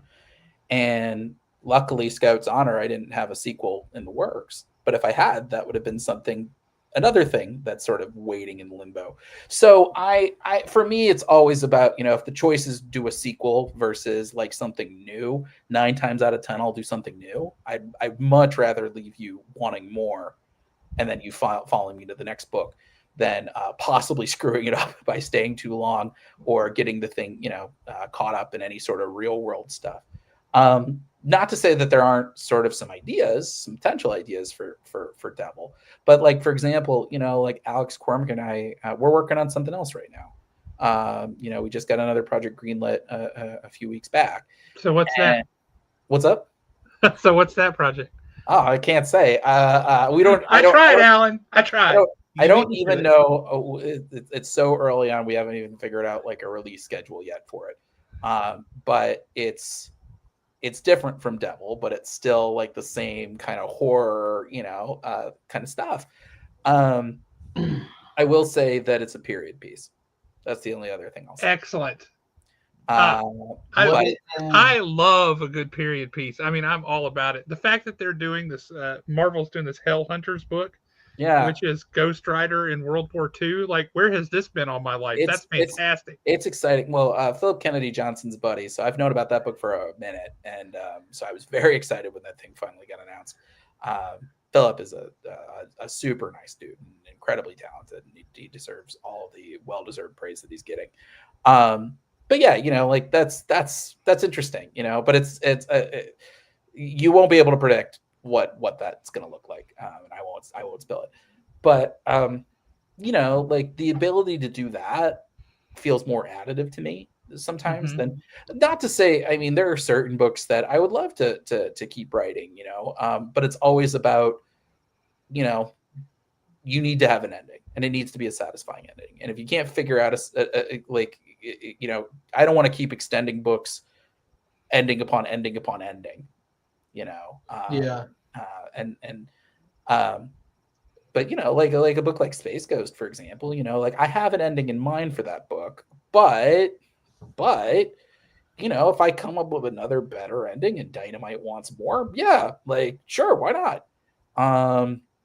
So yeah, it's absolutely a case by case kind of thing.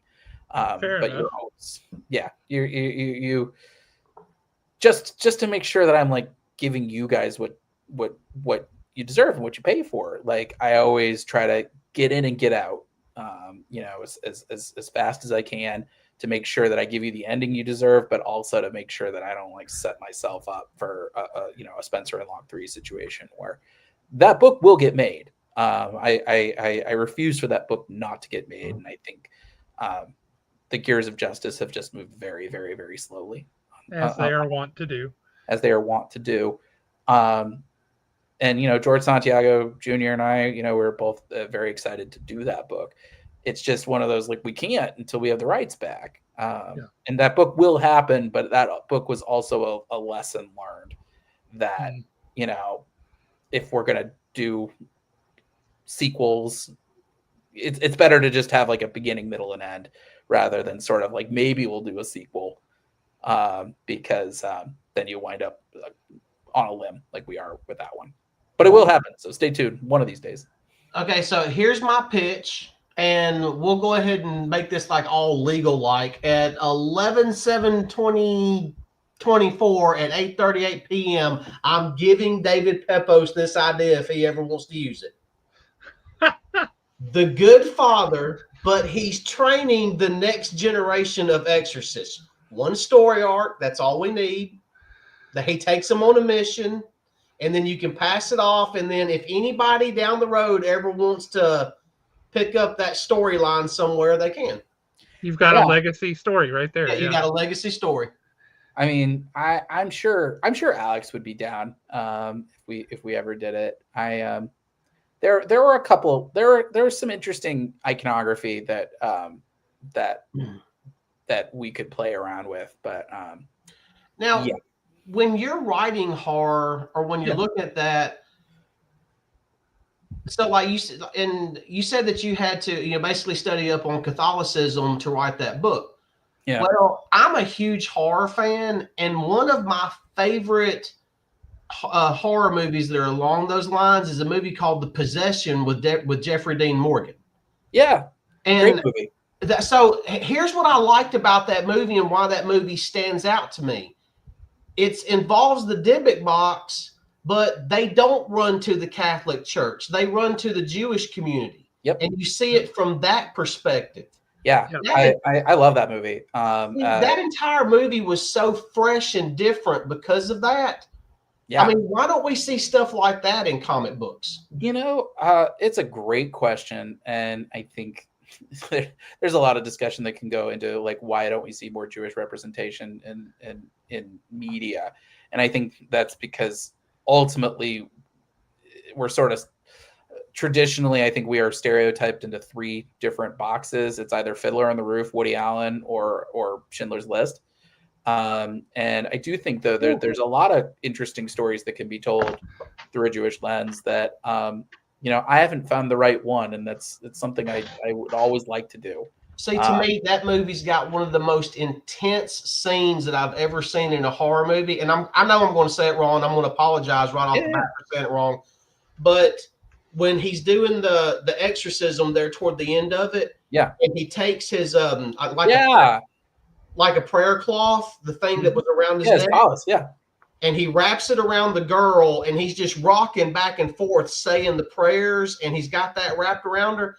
That entire scene was so intense. I was like, why are we not using this more? Why is it every time we have some type of demon possession book or movie, they're running to the Catholic Church? Sure. Well, everyone's chasing after the Exorcist, myself included.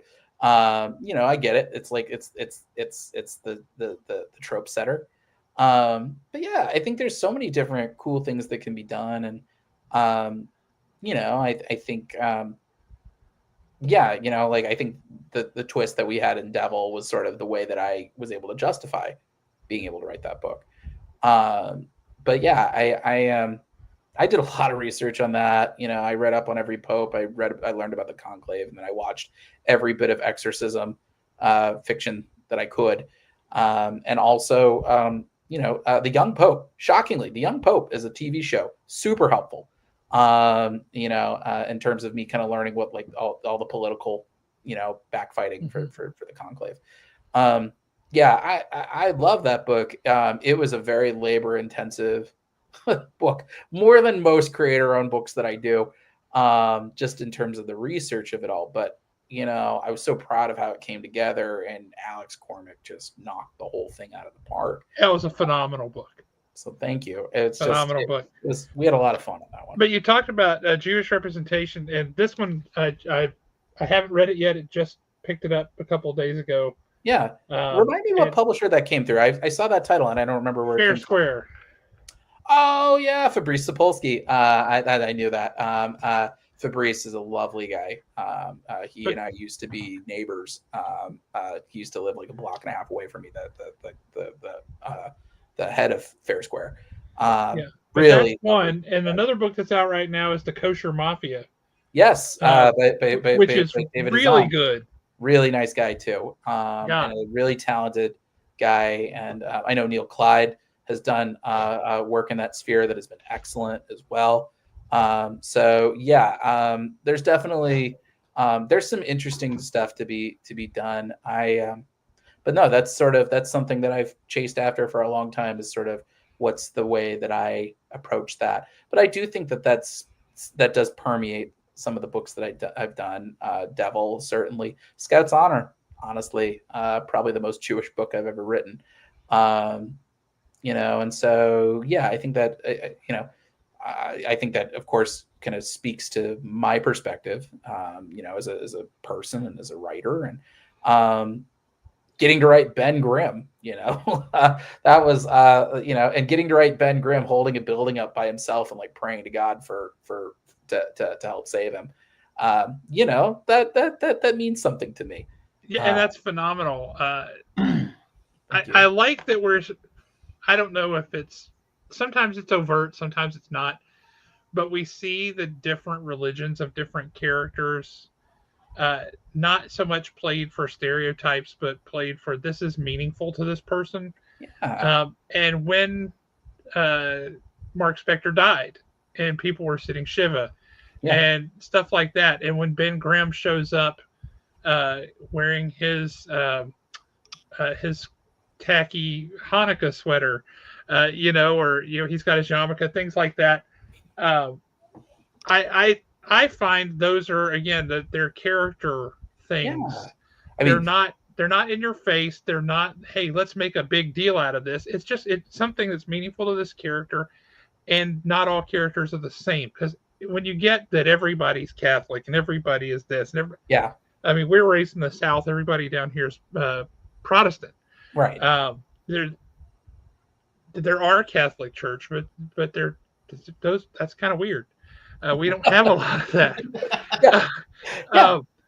And I'm not saying that the people are weird. It's just there aren't as many of them. There's Sure. Baptist churches on every corner, but and Presbyterians and Methodists and all that, but there's not a lot of Catholics. Yeah. So for us, it's kind of weird. Like, man, all Yankees are Catholics. That's weird. It's Yeah, clearly right? not the case. Yeah. But it's good to see those things like being given a little bit of sunlight in the stories in it's not an intrusive way, but they're not the focal point of the story, but they're part of that person's life. It speaks to who they are. And I think that goes back to some of the stuff that you were talking about earlier, which is like, when I'm trying to feel out a character, I'm just like, okay, what are the parts that stand out? I mean, something that we only got to talk about it very briefly in City of the Dead, but I thought it was a very important thing to mention is like Mark Spector's dad is a rabbi. Yes. And how can you, like, not only does the son of a rabbi become a mercenary, but he then becomes the avatar of an Egyptian god. For a Jewish person, I would have to think that is a particularly powerful slap in the face. Yes. And so the fact that, like, obviously I can't undo Khonshu and all that, but having Mark's dad like say, like, have you forgotten like the first commandment? I think that was like something that always struck me as kind of that's interesting. What a thing to wrestle with, right? Yeah. Internally, you talk about having things that drive you and things that torment you. Yeah. And he can't get away from it. He's in certain ways he's sort of he's in bondage like his ancestors. Yeah. And even in Black, White, and Blood, having a little line of Jake Lockley saying like, oh yeah, like I haven't had to take care of punks like that since Hebrew school. Like it's just a little thing, but like it feels good. And I think being able to speak to different characters in their background, they say the more specific a character is, the more universally they're received. Mm-hmm. That's right. And so I think, that's sort of the ongoing struggle with the time you have, the energy you have, is how do you find ways to make characters specific? And that's something I'm constantly trying to refine, something I'm constantly trying to be better at. I hope with Project Bluebird, if it goes the way that I'm hoping it goes, I think that'll be the best version of that I've done to date. Of really kind of digging into characters and their backgrounds and making, figuring out how does that influence them. But yeah, it keeps the job very interesting, because it's just every project is kind of a new adventure. So other than Cable, are there any other books that you can tell us you've got coming up so our guys can be signing up for those on our sign-up sheets? We've got Cable. Cable Love and Chrome comes out January 1st. We've got what a wonderful day. It's my birthday. A wonderful day to launch a book. It's my birthday. It's a great day. Oh, it's a great day then. Yes, happy birthday. It's we'll have more Space Ghost. I think for January, that's issue 10, I think. Yeah, let's see. We're at 7, 8, 9. Oh no, probably be issue 9 actually. That'll be the back half of our Metalis 2-parter. Yes, we will be announcing Project Blacktop, I think, relatively soon. So you'll be able to kind of get in on that for 2025. Project Bluebird will be kind of announced earlier in the year. I have a creator-owned book next year, but it hasn't been announced yet. But it'll be around October of next year. Can you say what publisher will be doing that? Well, you can make the announcement now. No, they would be I mean, it's a creator-owned book. If you need to confer with yourself on it, you can authorize yourself. And it's not. It doesn't give anything away to tell us because we don't know who the characters are going to be or anything about it. Stay tuned on that one. But that's Project Sweet Potato. I love these names. These are great. And then yeah, my thing with Alex that we don't have a date on yet. But so you got a lot of things in the hopper. Yeah, and the I should say the third and final Kickstarter for the OZ. I know it's been a long time coming. We wanted to get our ducks in a row with the art. Also, Space Ghost took off in a way that I could not have foreseen. Yeah. So I had to focus on that. And also, I got married in the fall, and I couldn't ask my family to both go to my wedding and back a Kickstarter. Congratulations. Thank you. That's awesome. So when I first messaged you on Twitter, did you respond to me while you were on your honeymoon?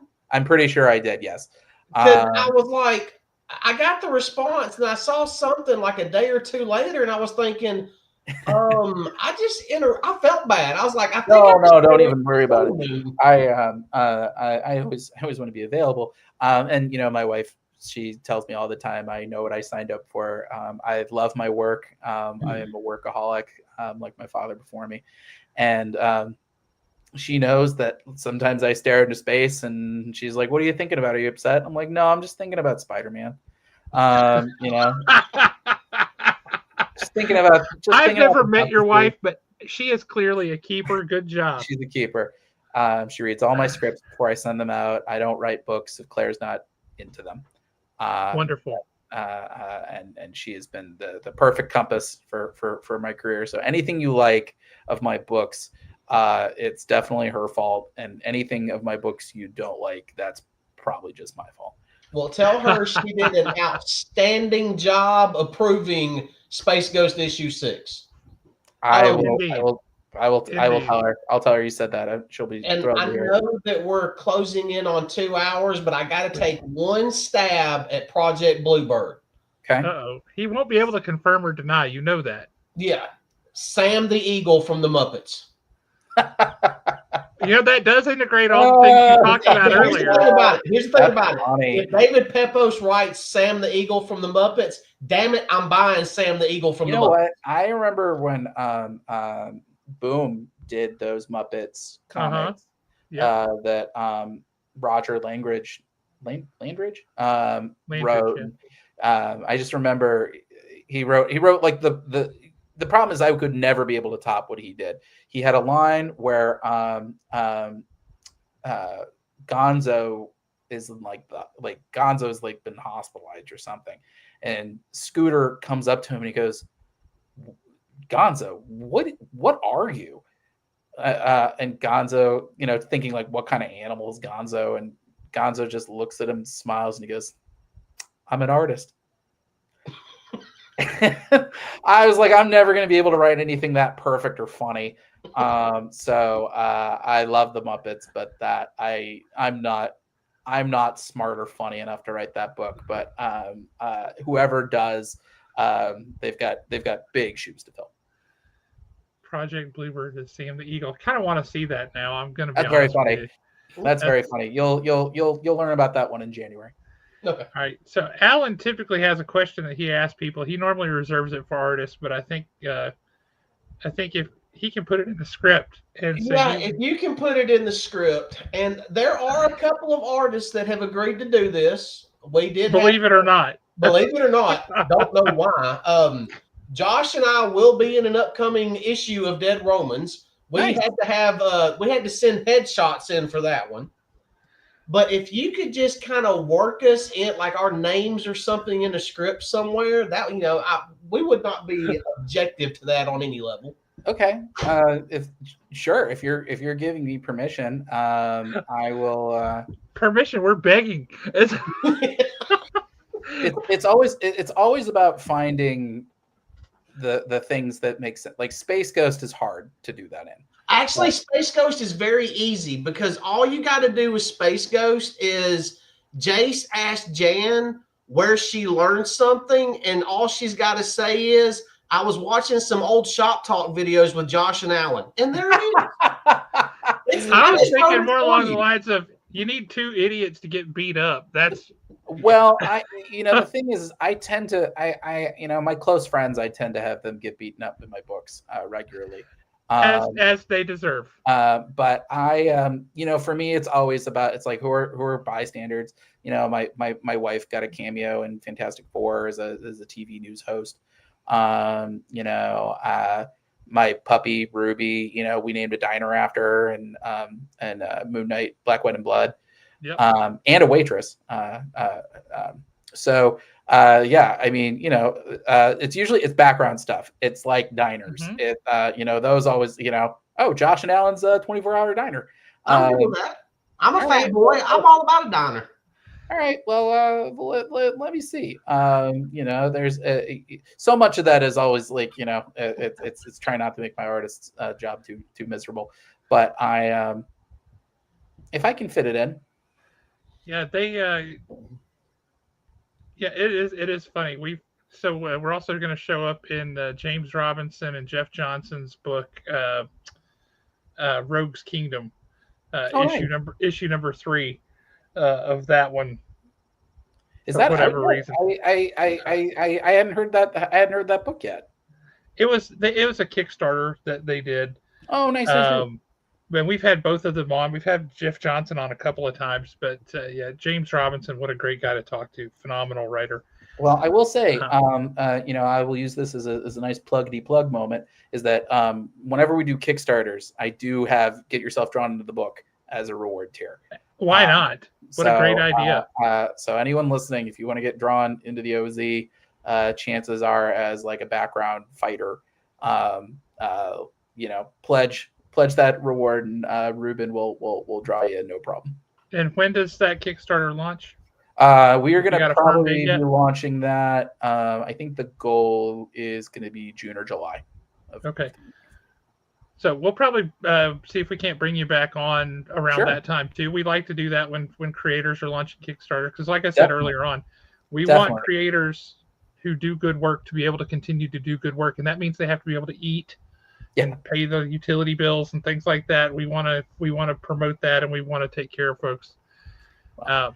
So another new question we like to kind of close out with as we get into this, because everybody gets asked, what's your origin story? What's this? How did you get that? Who are your influences? You get all that stuff, right?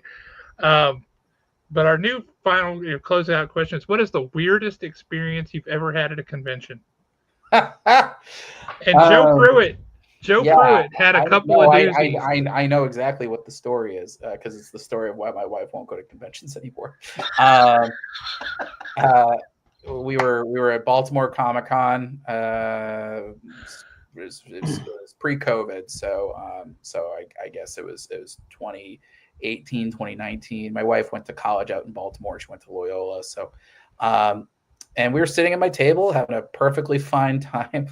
And then a Deadpool cosplayer on a motor scooter parked right in front of the table and proceeded to tell us about a lot of graphic sexual proclivities that they had. And just for it was probably 20 minutes, but it felt like an hour. And I could just feel my wife's discomfort growing, and me trying to kind of stupidly still trying to close the sale. That didn't happen. And so by the time the guy kind of scooted off, the look in her face, she was like, I'm never coming back to one of these again.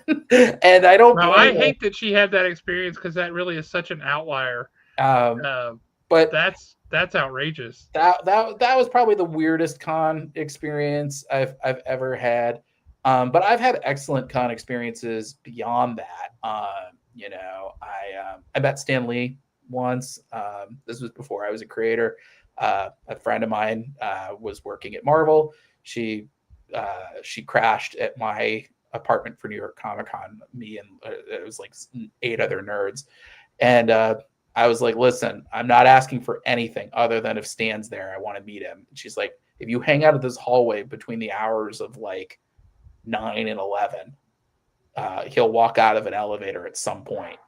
So I just waited for hours, and I met him, and it was great. And I told him, what an influence he was, and how he changed my life. And I'll never forget. He shook, I shook his hand. He's like, "Well, I did it just for you."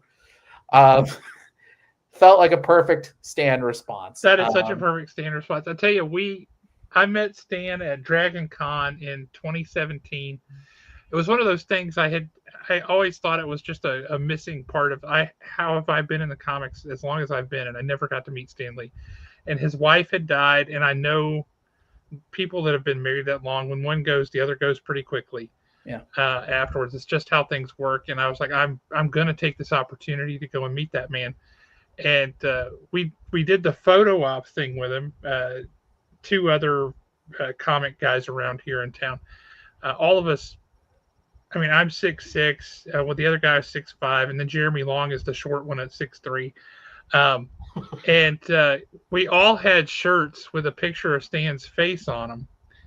And one said Stan, one said the, and one said man, right? And so we're here, and and the way that they had him sitting on this stool, and where he was sitting and where we're standing, his face was just right in line with the ones on our shirts. Oh, that's funny. Which was fantastic. And they're like, "Don't touch him, don't do this, don't do that." And we're like, "Yeah, we get it. Absolutely." But we said, "Thank you, really appreciate it." And as we're walking out, he said in that Stan Lee voice, he goes, "You nailed it, guys." And we're just like, we geeked out pretty hard, I have to admit. Yeah. I mean, it's I mean, there have been some great con experiences. Also winning a Ringo Award, which also I got to thank Baltimore for. That came at a time in my life where I desperately needed it. We had unbeknownst to the world, we had just lost Conan in Savage Avengers. There was a quick period of time where I was under the impression I might have to redo everything from scratch. And we had been negotiating that book for 2 months. My Aunt Pam, rest in peace. She was in hospice for Alzheimer's. I had just flown back to my home in Missouri to see her, and she was still hanging on for 3 weeks in hospice.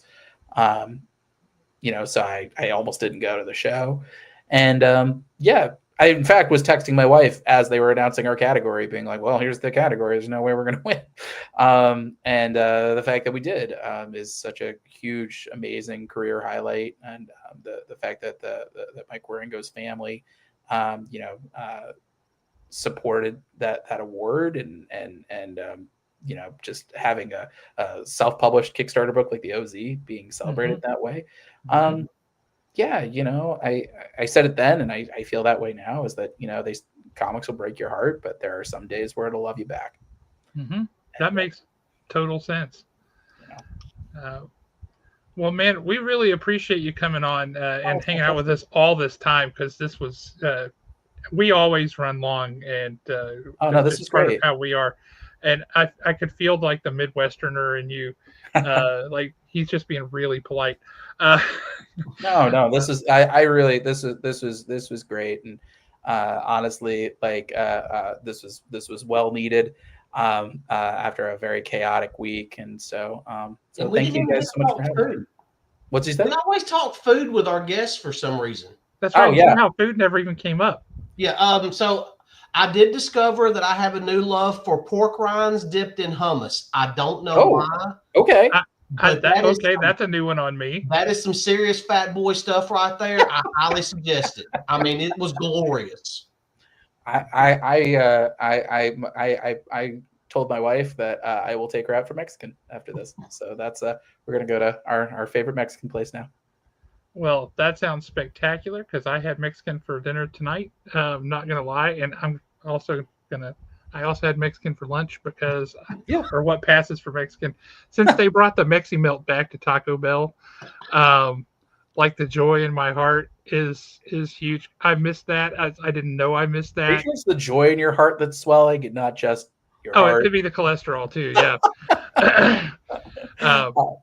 But they brought that back. But no, seriously, thank you so much for coming on. It's been a pleasure talking to you. And you got a lot of fans at a little comic book store in North Alabama. I know that might feel really weird, but you can put that not pin at in your all. map. I appreciate it, you guys. Like it really means the world to have your support.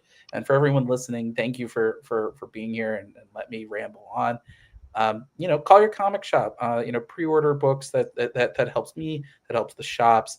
Yep. You can pre-order Cable 11 Chrome. You can add Space Ghost to your pull list. Stay tuned. We'll have a couple more books for you to add. And beyond that, if you want to follow me on social, I'm on Twitter, Instagram, Blue Sky at Pepose D. I'm at David Pepose Comics on Facebook. And my website's davidpepose.com. And my newsletter is Pep Talks, bit.ly/pepnews. Nice. Well, thank you so very much. We really appreciate it. You guys have a great night. Enjoy that Mexican food. You've earned it. And we will sign off. And you guys all have a great night. We'll catch y'all next week.